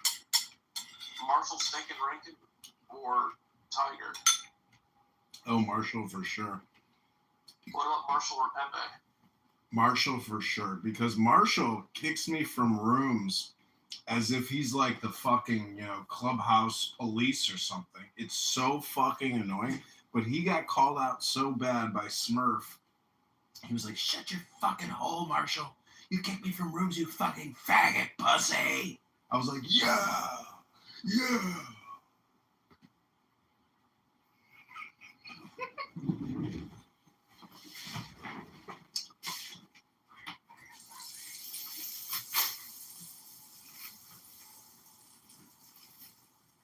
What happened to the Jewish guy that used to run rooms? I forgot his name, but I don't see him on here anymore. I think he said he was Roger. Yeah, maybe it's Roger. Yeah. He was really like an asshole to people. That guy with the burly voice and the cartoon. I used to use Roger too, because he's also a retard.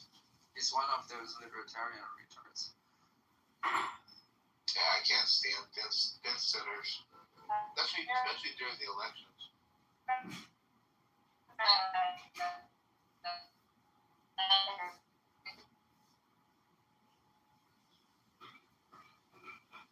It's just me or just black girl in the blender. Who is the nigga that says he's recording our room? It's Ayn right here, AYN. Oh no, the other guy last night. Oh, that D guy. Feel the rush. Oh shit! He said he recorded the room. Yeah, I don't know who that was. He's a weirdo there. Always getting that nigga ass last night, bro. Not you, but everybody was getting his ass, bro. He just got fed up. Shit. He got fed up.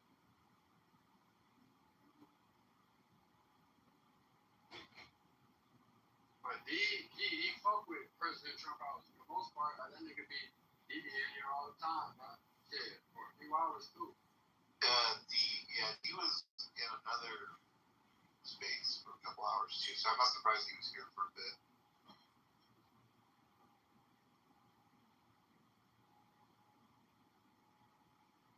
Who would y'all say is y'all most like lawyer? I want to say followers or fans, but you know what I mean? Like the most loyal people that y'all see come in the room on a basis, rather if it's busting or if it's dry. Maybe Wallace or Chloe or Stinny. By the way, I'm read Chinese, so I'm kind of thinking, are you doxing yourself? You should be more careful if that was your real name. Bro, the thing about me, bro, if you was rich, you know what I mean? Let's act like you was LeBron James, bro. Yo, address, everybody know where you stay. You know what I mean? His address is on, it's public information, bro. Like, you can pull up to his house, bro. So it's like, all that dots and stuff, the people know where I stay, X, Y, Z, bro. I don't be worried about it, that shit, bro. Because I know 98% of people on this map is not going to really pull up for me. And if they do pull up, I know 99% of the time I can defend myself. So it is what it is. Like, that's just my purpose. I know people think differently, but I'm not scared of this, bro. I live in the real world, bro. Like, I done see shit. This is nothing. So when Pepe gets out of his clown car and he's got like an AK-47, he's like, "What's up now, bitch? What's up now?" You're gonna be like, "Is that Pepe?" Well, I was told that Pepe is not white. He's Mexican. Well, I guess you could consider that white. That's a common misconception. And I think that he would vigorously push back with his Corsican historicity. What I really don't understand is he always says that genetics are the reason why.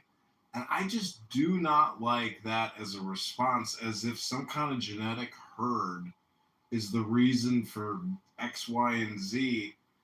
the common, statement of it's genetic. It's so meaningless. It doesn't give any context to the situation. It's such a stupid thing to say. Hello? I tend to agree with them, depending on what you're talking about, what features.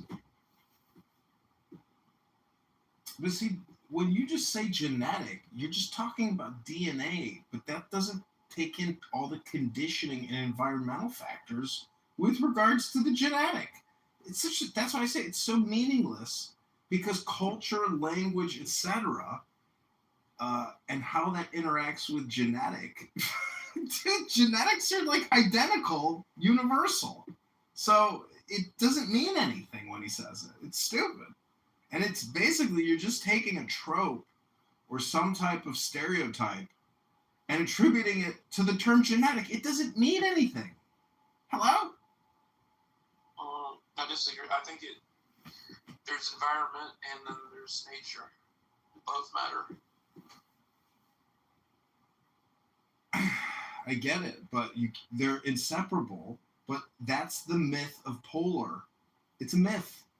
You have no real evidence to confirm whatever the fuck the stupid hypothesis is.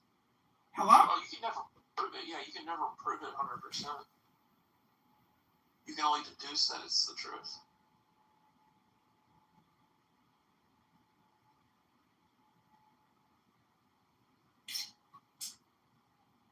Anyways, reparations.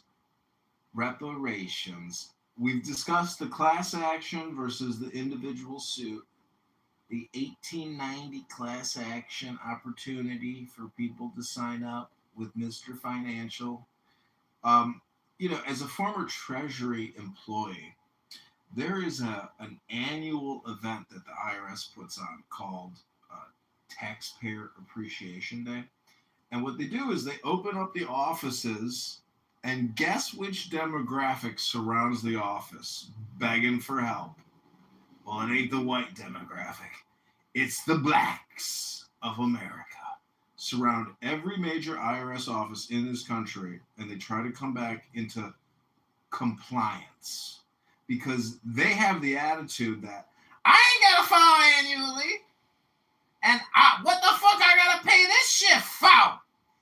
Taxes, interest, penalties, garnishment, asset forfeiture, and seizure? No! You angry. I'm happy. Leave me alone.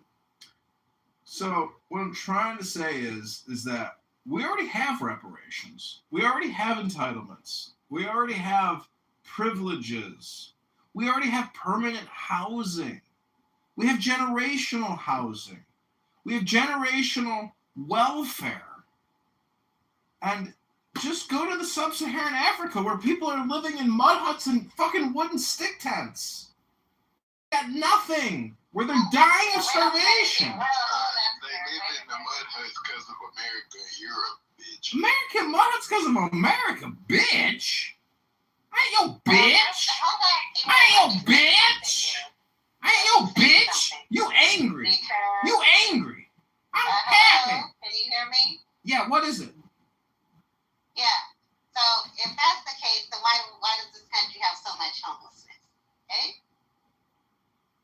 Well, because so much homelessness out here. We got thieves. Okay.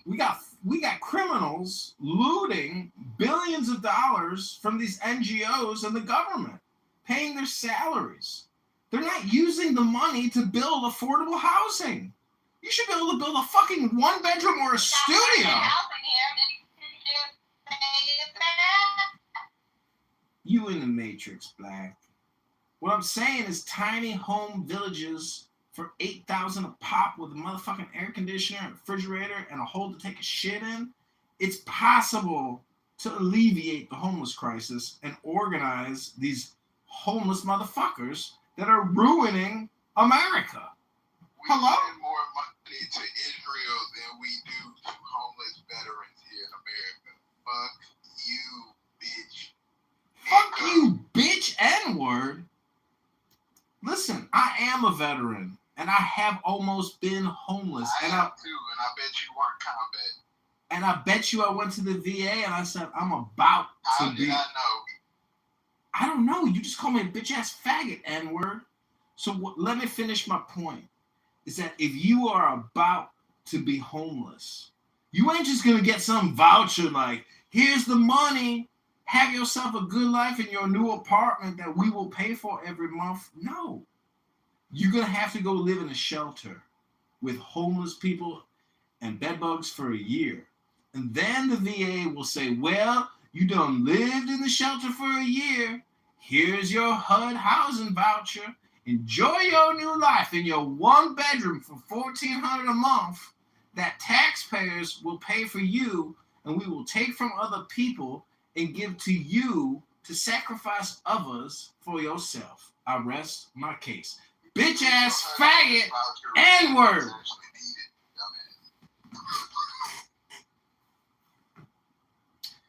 Sorry, you were in the. It's not all military that are homeless either. Okay, there's a lot of people out here. The rent, I live in California. Okay, the rent here is high. It's expensive. People live paycheck to paycheck. Some people just decide, hey, I want to just be homeless because I don't have a bill, so I won't have bills to pay. I just, do a 10 outside. I get it. People choose to die in weird ways. If you go to India, they got gurus sitting in cow shit, burning incense, and they got white European girls stripping around them, shooting selfies and doing video Instagrams and shit. There's weird ways to live your life. You ain't gotta live in a box. You ain't gotta have a gas bill and a utility bill and this bill and that bill and another bill and here, this broken up. You can just kick it at a park and say, fuck it. 2 tears in a bucket. Motherfuckers. Hello? Hey, I feel the rush. I just want to say this nigga does not reflect the American military. This is an anomaly. Projection mirror alert says what? Calling me a bitch-ass faggot? What was your rank, bitch? I bet you I didn't spend as much time as Lance Corporal as you, bitch. Lance Corporal? How many toilets did you clean, bitch? For y'all non-veterans, Lance Corporal is like the litmus test for a motherfucker's usefulness. Especially in the beginning tenure of their career in the military. Now for this bastard, seeing as how he pushed paper and pens, he didn't have to aspire to achieve too much. The barometer is automatically low. Projection says what, bitch? I was a specialist, bitch. Then I know what that makes of you. I got that too. What were you arguing? I got a blue cord. I'm gonna floss. You angry? There wasn't no dope kick. Goddamn sure wasn't there. I can't argue with you. You angry? I'm happy. Leave me alone. That's what I figured. You figure right, bitch.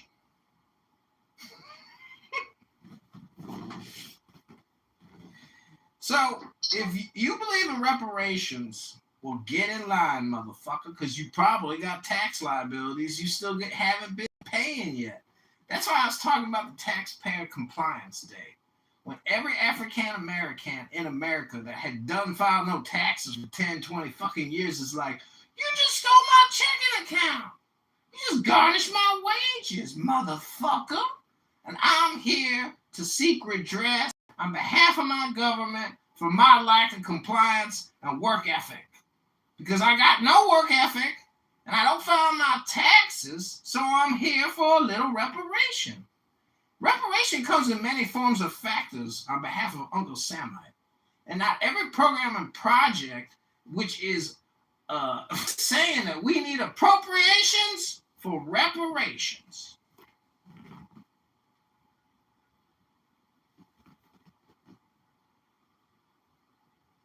Say it with me now. I pay my taxes every year, sir. I'm not talking to you. I'm talking at large. Hello? I want to say again, this nigga does not reflect the United States military. That's because you on a conference call app called Clown House, motherfucker. Lance Corporal. Fucking Corporal. Go clean that fucking toilet. Make it shine. I swear to God. So rest assured. Yeah, rest assured you goddamn gonna clean more toilets in your future, motherfucker. Speaking of military, anybody seen Doc recently at all or no? He buried himself in his motherfucking peanut plantation field. He called me the other day, but I missed the call. And then I called him back, and his voicemail don't even work. Who, Doc? He called Doc? Yeah, he called me, and then I missed the call. And then when you call him back, you know, his voicemail has reached the max. You do it. You guys are tight like that. I brought him to this app because he was watching my Instagram or YouTube live. Alright, good boy. Yeah, I'm his connect. Hey, can y'all imagine stacking up a 5 plane goes wrong and having to rely on this motherfucker who says hello to give you your close 40 mics? Can you imagine how much shit be rolling down the side of your leg? Wonder about the accuracy and effectiveness of this kind of motherfucker. Projection alert says what, motherfucker? I saw a video and clean off nothing but blood and bone. Motherfucker, when you take that motherfucking mortar shell, you drop it, and then you pull your hands away.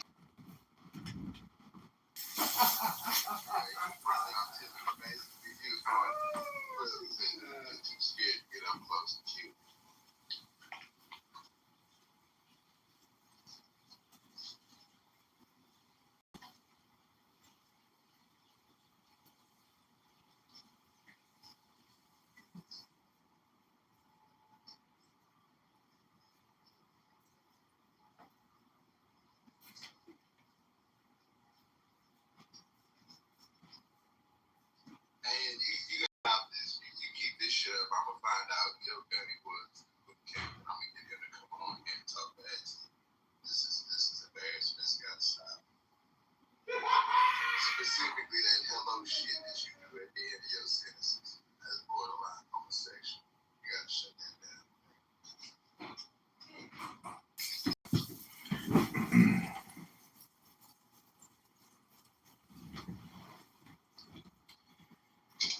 We back at the reparations table. Anybody wanna make a settlement offer? Hello? Racial class hierarchy of federal distribution payments. Sorry, everybody. Reparations is officially canceled.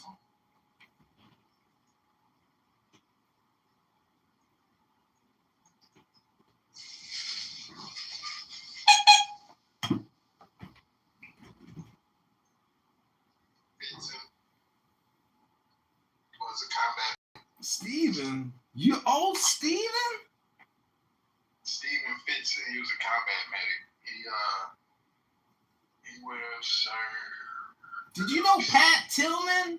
Because I was at Fort Benning with Pat Tillman, the famous Cardinals quarterback, before they killed him. Hello? You an old motherfucker here. I'm a senior citizen clown. Hello?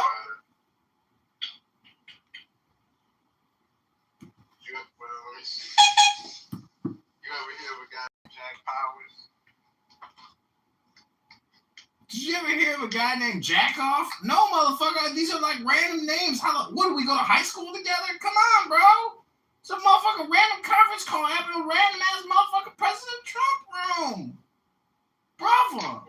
Go to U.S. Army. I was just tossing out some names of people that in your timeline that were infantry guys. You would have heard of them. Well, did you know Frank Thomas? Did you know Mike Piazza? Did you know Sammy Sosa? Did you know anybody that ever played for Major League Baseball? If you you asked me about some West Coast Marines, a lot. I was constantly on Iowa. Oh, yes. She's 6'3", has legs like a stallion. She don't need breast implants because her titties are real. And her smile is perfect.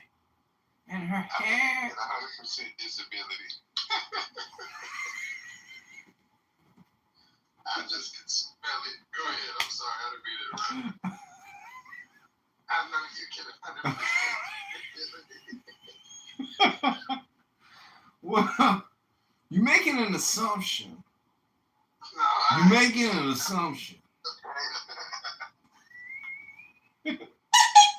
What I'm trying to say is, Uncle Samite has deep pockets. And if you just need to ask your Uncle Samite.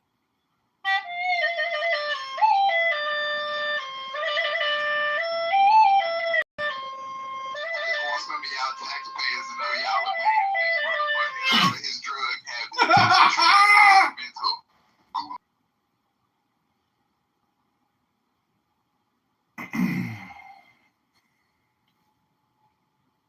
Well, when I was at Fort Huachuca, this black female major was like, get up! Go march back to the back of the fucking facility and go clean those toilets now, soldiers! I said, bitch, I got up and I went to go clean the toilet. And I looked at this Saudi Arabian officer. He was a prince. And I said, are you going to clean the toilet with me? He said, fuck you, bitch. I'm not cleaning no fucking toilet for you, motherfucker. I was like, motherfucker! I gotta clean a toilet for this motherfucking Saudi Arabian goat-eating Muslim motherfucker! So I went and I cleaned that toilet. And as I was scrubbing the shit flakes off the side of this old porcelain toilet at this military facility, that Saudi motherfucker was on his bank account app, counting the zeros. He was a multi-millionaire. And I kept scrubbing that toilet porcelain, scraping off all that shit flakes from all those soldiers eating that shitty fucking pizza. And it was then when I had my revelation of enlightenment and I knew the truth of the earth. Hello?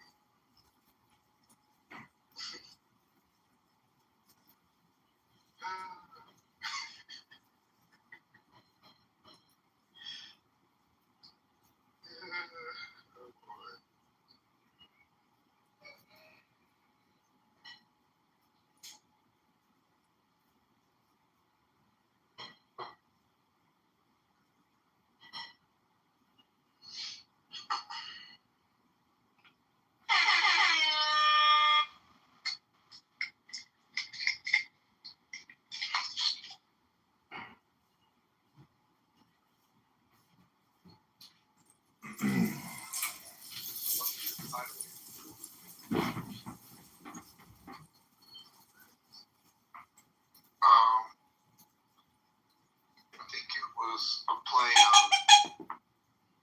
a certain topic, you know what I mean?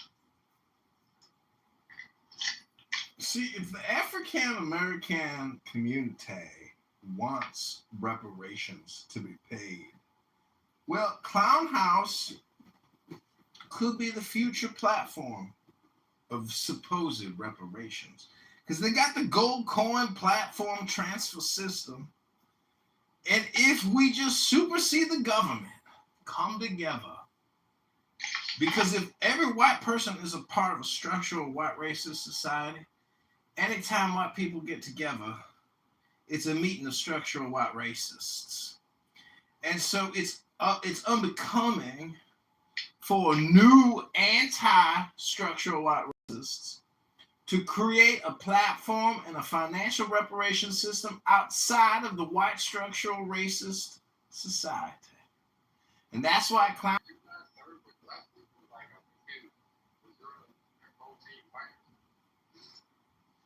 No, I served with a lot of African Americans. They were some of the most sadistic killers, rapists, murderers I ever met in the military. They were hardcore killers.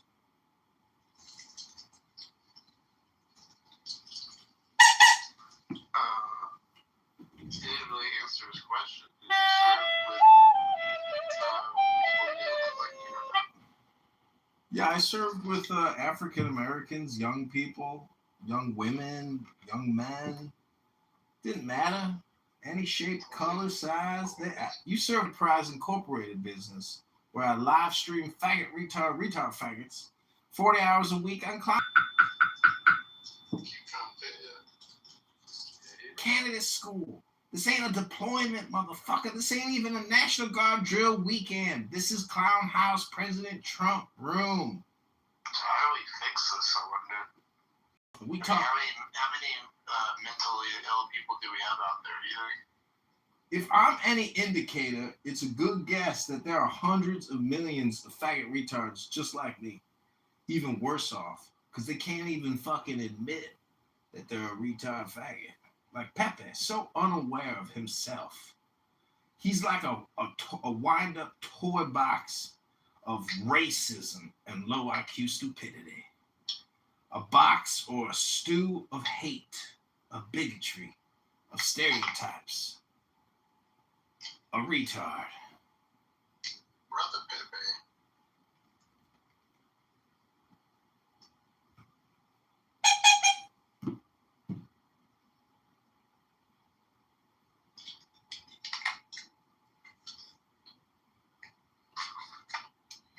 10 minutes.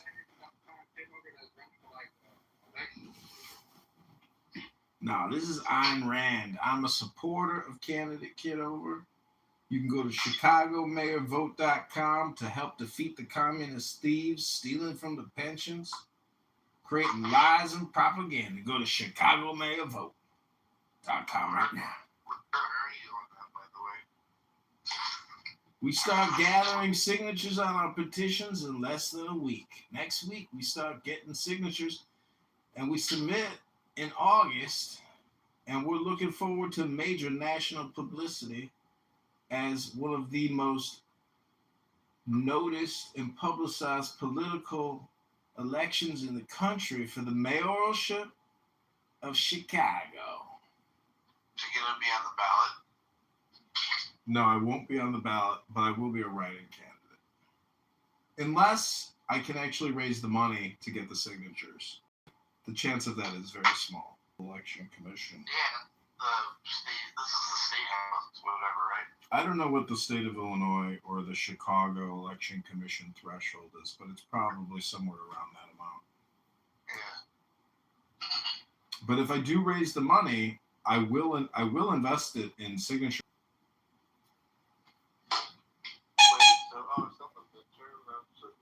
Yeah, it's not. New term. Yeah, it's not a November thing. We recently had an alderman who is a hardcore socialist communist named Byron Sig Lopecchio or whatever the fuck his name is, and he ran for Congress as an independent, and he had to get 15,000 signatures, and he turned in 16,000. And someone challenged his signatures. I wanted to be the person to challenge the signatures, but I'm not that involved. But somebody challenged him, and they got him off the ballot. And so he's now. That's brutal. Yeah, now he's claiming that he's going to take it to the Illinois Supreme Court. But he shows that the system is rigged for Democrats, and it's totally rigged to prevent independents from ever getting on the ballot. So election fraud, voter fraud, starts at the petition stage of the election process. It's totally manipulated. I think it's more rigged for progressivism versus Democrats, because I mean,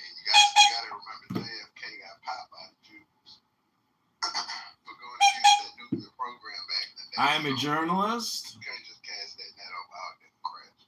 So you think a group of J-words got together and they were like, let's assassinate the president because we about to build a nuclear bomb in Dimona? That's what you're saying, dog? Come on, man. Come on, brother. You gotta throw in some anti-Semitic Jew hate bullshit like that this late at night? You fucking racist ass motherfucker. What, some kind of closet Zionist, a Jew dick sucker or some shit? A Jew dick suck? Corporal, you are a retard, faggot, retard. It was the CIA and the Pentagon that killed our beautiful president, John F. Kennedy. Get with it, motherfucker. Save your anti-Semitic slander for somebody who can... Uh-oh. I can drop the articles if y'all need. We got somebody on the stage here who can go thermonuclear. Look out. Thermonuclear on your live stream. Anyone want to take it away? No. It was Israel who took out JFK over JFK having such staunch Matrix sucks. Over JFK having such a staunch. The Holy Spirit must hate you. An adamant position. Have the Matrix. You trolling me. JFK had John, your curse worked. Fucking saying, dude, I hate you. I knew I wasn't in the Matrix. You heard that just fine, bitch. You were. But that's anybody else. Was he breaking up anybody? I couldn't hear a word he said. It was Matrix all the way. Yeah. What's new, Rich? What's going on? What room has he been terrorizing tonight? I wanted advice, and she started crashing out. And then I turned the whole room against her, then she left. I heard about this is last night, right? Yeah, I genuinely came up. She was asking everybody, should I go live on the truck with my boyfriend? Or I don't know if I want to, and blah, blah. I just came up and I was like, hey, if you want to be with him, and you always talk about how you want to spend more time with him, then just go out on the road, see the country, and, be with him for a little bit. And she's like, Rich, you can't come up here after, talking so much shit about me, and blah, blah, blah, blah. Now you come up and, be nice. She just crashed out. Then everybody came off mic, and they were like, Beam, calm down. He was just trying to be nice. And I was like, yeah, I'm not even in the mood to argue. And then the whole room got in the chat and just started attacking her. It's crazy. And you said she left? She stormed out? Yeah, she left for a little bit, and then she came back an hour or two later. Rich, were you always a crash out on Clubhouse, or did you evolve into a crash out? Mostly evolved. So I'll give you an example. I'll be like, hey, Matt, do you mind if I get in here and if I go next? And, and then I'll ask the person, I'll be like, hey, do you mind if I respond to what you said? And the guy's like, yeah. Matt's like, yeah, Rich is next in the line, in the queue. And I'm like, oh, okay, cool. And then the person finishes their submission, and then somebody like Hennessy will jump in and be like, oh, well, let me ask them a question. I'll be like, wait a minute, what was on the next in line? And he'd be like, no, nigga, I'm a moderator. And I'm like, okay. And then you argue with the person, and then somebody else jumps off mic and starts arguing with them. And then they start 7 other people arguing. And I'm like, you know what, fuck it. I'm just going to fucking rudely interrupt, so I don't give a shit. Yeah. You probably started going downhill, I don't know, maybe 4 or 5 months ago, because he used to be a pretty solid participant. Pretty solid. Yeah. He also seemed for a pretty reasonable submission, you know what I mean? Yeah, but I've also came to the aha fruition moment that John Kitover came to, and why he does what he does. We don't talk about anything. I mean, I come in here, we're talking about the same shit. Okay, same conversation, same people. So in theory, we all gonna turn into Kitover at some point. That's eventually you will, yeah. Oh. I mean, if you're intelligent enough, yeah, you will. But most of you are. You have to come to the conclusion. Why do you act like a scientist here? I don't let you speak.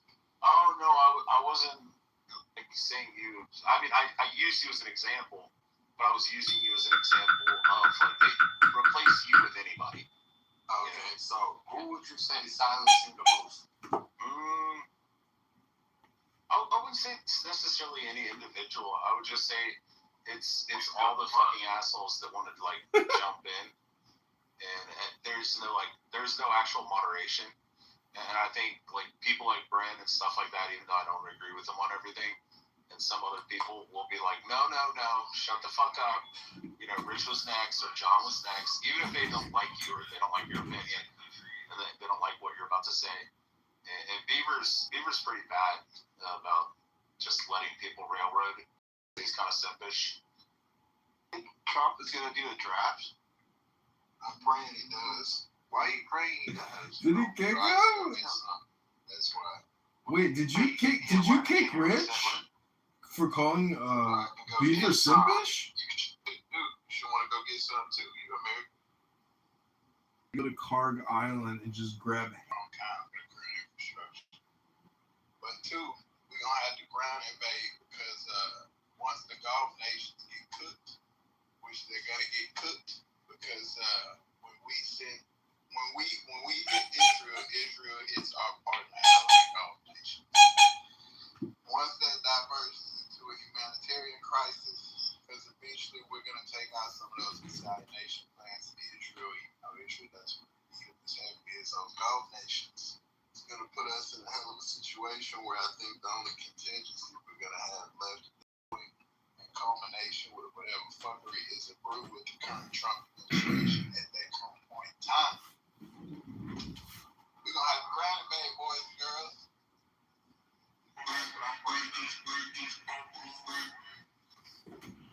Well, you see, to a dummy like yourself, every time you see a nail, you think, oh, I gotta grab a hammer and just hammer that motherfucking nail in. You never built a multi-billion-dollar motherfucking skyscraper in the heart of Manhattan.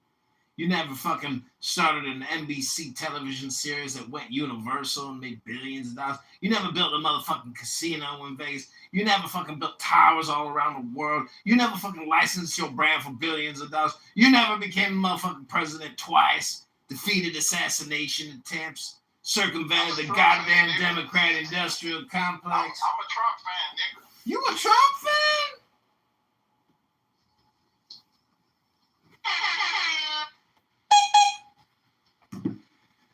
I'm just trying to put some things in perspective here, that you on a conference call app in the middle of the night, and you mean to tell me that you got the vision of a ground invasion. Well, motherfucker, you must know what I'm going to have to drink Friday and Saturday night, which you don't, because you ain't got no motherfucking vision. You got your hand in your dick on a conference call app, picking your toes in Poughkeepsie, wasting your motherfucking time. Hello?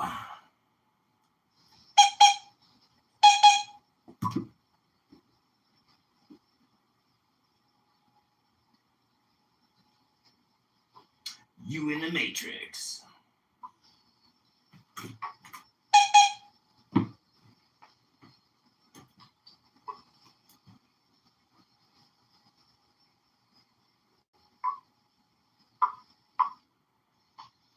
Well, I'm going to go to the fake world called reparations land, where there's $150,000 checks, $1.5 million checks, based completely on racial identity politics.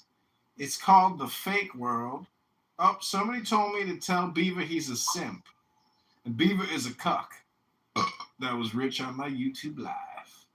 How do you respond, Rich? I mean, Beaver, how do you respond? Excuse you.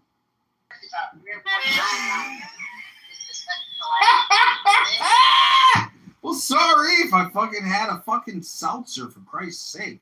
Gotta call me a bitch for having some gas? For fucking acid reflux? You gotta call me your bitch? Black, you should go to his YouTube video and check out him and his shit-stained whitey ties.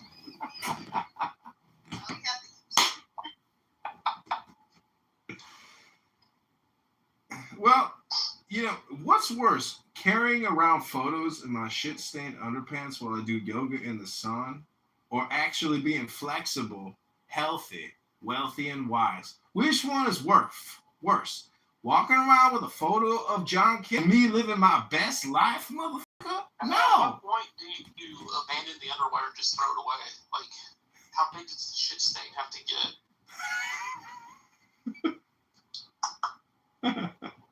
The psychology is it's a challenge to see how much shit can accrue and still remain post what? Dry stuff. Well, you want to maximize, the outfit.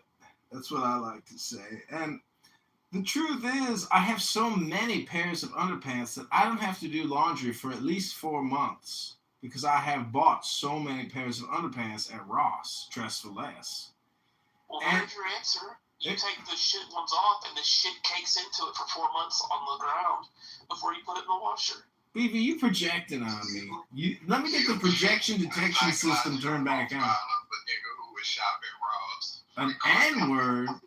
An N-word profile for a Ross Dress for Less because I dress efficiently and cost effectively? Dress for Less. Shop at Ross. You do solidifies that for me. You project. This is not a projection app. Can't you just be genuine and articulate and not ejaculate? Just say what you feel and feel what you say. You ain't gotta attack me personally for shopping at Ross and dressing for less. God damn. Your profanity on top of it, you corporal. Fucking you low IQ guy. Get back in the fucking bathroom and clean that motherfucking toilets. You take care of it immediately or you just let it sit there until the end of the day? I don't shit my pants and then let it cake on the floors, Beaver. I'm a former goddamn military intelligence officer. We don't let shit cake on our fucking panties. We use them once, we put them in the dryer, in the hamper, and we got bags of panties. And we work out in the sun, we sweat. I'm like you're probably a fat ass, just like Beamer, like fucking Matt too. We know you guys are fucking fat, lazy, unmotivated, not dedicated. You guys are basically liberal, Democrat, progressive, 1990 Democrats like Pepe. Close enough. You guys don't support Trump all the way, do you? You ain't really on Team America. You ain't really rooting for America's baseball team every day, the only team, the best team. You guys don't love Trump the way that real maggots do. Tell Beaver simp. Beaver is such a cuck. John, read the above, please. Dash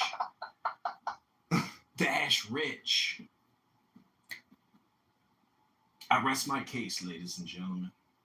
Just tell him to suffer. Just say S-U-F-F-E-R. Yeah, just say that. Suffer. Thank you. Suffer. Do you know how many people Rich has made suffer on this app? Rich has gone the extra mile to dox, to decimate, to destroy, to harass, to abuse. Rich is a 4-tenths. He's an intense motherfucker. Can you believe he's a father? I'm reading books to my kids, enjoying life with my kids, making them super intelligent and super happy. I wouldn't be here talking to you people. I wouldn't even want to know you people. I wouldn't want to hear your voices. That's a good point. Hello? The amount of time that's spent, especially if you have good kids, oh my god. Like, if we're hearing you talk for hours on this app, I don't know, man. Like, you better be having time with your kids. Holy shit. You get goats on here like every day. And up here about nonsense. Get a job. Get a hobby. I agree, but I've sat in those workstation cubicles, and guess what I do while I'm depressed sitting in the workstation cubicle? Well, I open up Clubhouse, of course. Okay, well, not everybody can do that. But you're just not opening up Clubhouse. You're opening up like 30 phones, going like buck wild with it. Well, You only get 2.5 billion seconds to live your pathetic life. I figure why not record it all for posterity and for history. And also because it annoys people who are damn well worthy of mockery. Because they are highly annoying people, pseudo intellectuals, projecting assholes, and loser fucks that we've established have children but are here pontificating 80 hours a week like a faggot retard. And I didn't say the N-word, retard faggot. You missed Roger. No, I don't miss anybody. I enjoy my life. I live my best day every day, and I don't care if people disappear. Bye. Hello? Yeah, that's because you exercise with shit in your draw. That's still Good point, actually. He didn't just disappear. We kind of had him, move along kind of incident. Well, Beaver He was ushered out. He was ushered out. by Pepe? Yes. Well, Matt, me, and Pepe, and some others. It was a group effort, yeah. Well, I think I saw Rich had a profile like a couple weeks ago, and I'm almost sure that it was Monica's photos. He had like multiple photos of Monica. I don't know how he got them, but I believe that they were probably accurate photos of Monica. Well, everybody has those. Everybody has photos of Monica. We talk about. Oh, I didn't know that. Yeah. Well, they looked kind of like what they sounded like. I mean, like the sound matches the body. I wonder who has more hours. If you just spend a little time looking up John Kitover and you start digging through all the videos, it's so much content that people just surrender and run away in fear and horror of the incredible amount of time that I've spent, building up 200,000 videos on YouTube of people here wasting all their time talking about nothing. And it's a little bit like Groundhog Day. Every video is like Bill Murray going through the movie, getting to the end, and he's finally happy. It's Groundhog Day! Hello? Storage. No, what are you talking about? It's all on YouTube. Just pay for storage. What the fuck are you talking about? I figured they would eventually charge you if you kept adding all that shit to their server. No, but Rich wants me to remind you to tell Beaver he's a simp and he's a cock. Did you tell him to suffer? Suffer, Rich. Suffer.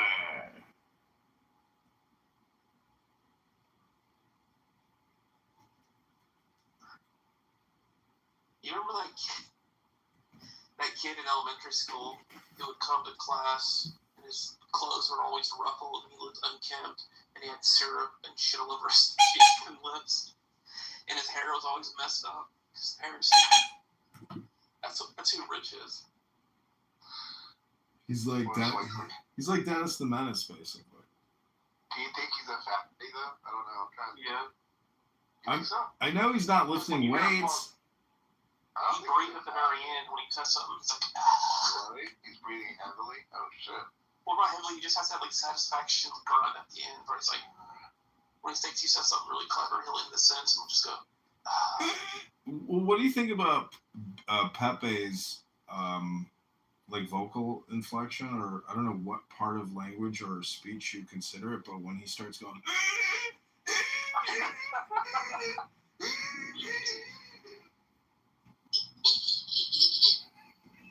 if you interrupt him, dude, he can't like come back in. It takes him a little while to reload. I saw that. I saw that today. After Kitover again going at it. And You're like, God damn it, wow. yeah, or whoever. Yeah, like honestly, this one little thing, it will set him off. It really does annoy him. It's pretty. He's like, holy fuck, I forgot what I was gonna say. Holy fuck. Holy fuck. Holy fuck. That's the funniest thing.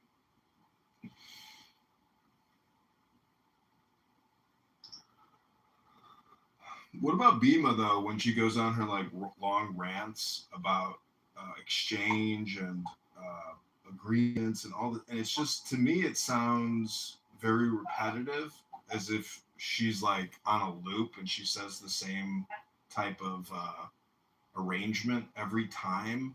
You know, that's why I value books and actual knowledge and information, and not people's useless, shorthanded opinions about, you know, society, about economy, about culture, about history, etc. It's the information transfer from my lips to your ears is such a small amount of megabytes. It can't possibly accurately describe something that's in the fucking terabytes. So this app is for faggot retards. Do you think that people would act the same way in real life if they're all together? I don't think so. Not all of us. Yeah. If you're a faggot retard on this, app, you're gonna be a faggot retard in life. That's the mirror. 100%. Do you think Rich is actually other areas? He might have to know the answer for himself, but John, that's not what I said in the chat. I said tell Beaver that Beaver's not gonna let him fuck her and play with her fat rolls and her muffin top. Not the muffin top. But she does have muffin top as well. How do you know? I've seen her photo. What do you have to put down poor Beaver? She didn't realize there was an update. She posted a picture of her. Yeah, but why would you? Then when you clicked on it, it showed her entire body and her fat rolls and muffin top. Mean to you? Like, why would you? Yes. Really? Yeah, chillism, yeah. Wow, really? Yeah, she went off on Incan and I, because we said that all the pit bulls should be rounded up and murdered. I heard about that story. Yeah. And then Incan donated money to an anti-pit bull organization in Bima's name. Is that a true story, that one? Yeah. Yeah, I donated too. Yeah, it's amazing. Well, have you seen many videos of pit bull attacks and just how, like, you can't stop them and the owners are so stupid? I really hate watching videos of bad owners, like, falling on the ground, not stopping the dog from attacking. It's like, I want to bash that person's head in with a bat and then bash the pit bull's head in, but I want to get the owner first because they're so fucking stupid. And you were watching by Bima. I want to beat the owner to the dog. Yeah, I agree. There's a great video. I can send you one where the girl's like house sitting for a couple, college girl, and she goes over there and the thing fucking kills her. It's like eating her while the cop arrives. She's like fucked up. Yeah. Fucked up. I don't get it. I never heard her defense of that. I mean, I hear all that stuff again. And they all say the same thing. Mine would never hurt anybody. This is sweet dog. Says every owner ever that's ever had a pit bull kill him. Okay. Can we change the title Beaver so maybe the tracks for D-line? Well, she'll know right away and she'll get pissed off. But I'll do it. Maybe in traffic, maybe, I don't know. There was a pit bull in the news. They killed 2 toddlers. Like the family pets ate the 2 kids, the toddlers, and they really seriously went with the mother. Oh my God! Let's invite Incan. I want this debate right now. I want to know why people think that's okay. See, this is the title why pit bulls are evil. This is a perfect example of using pit bulls as a metaphor for crime in the African American community, because we are not willing as a society to execute the tens of thousands of serial murderers in this country that can and probably will be released. And we need to bring back capital punishment in this country in the same way that we should kill a rabid pit bull. Also, to your comment about spending all day on Clubhouse, I am actually restricted to 6 hours a day. Only while I'm working. I have my wife put a screen timer thing on my phone and she's got a 4-digit code that I don't know. Are you like this in real life? What do you mean? I don't know. Just the way you are. What you're talking to right now is me. You'd be dead by now if that was the case. Somebody would have shot you. No. You would think so, maybe a little bit. No? No. So you would have the same snapback reaction to anybody talking to you? No, usually I'm like a comedic or actually get along really good with people.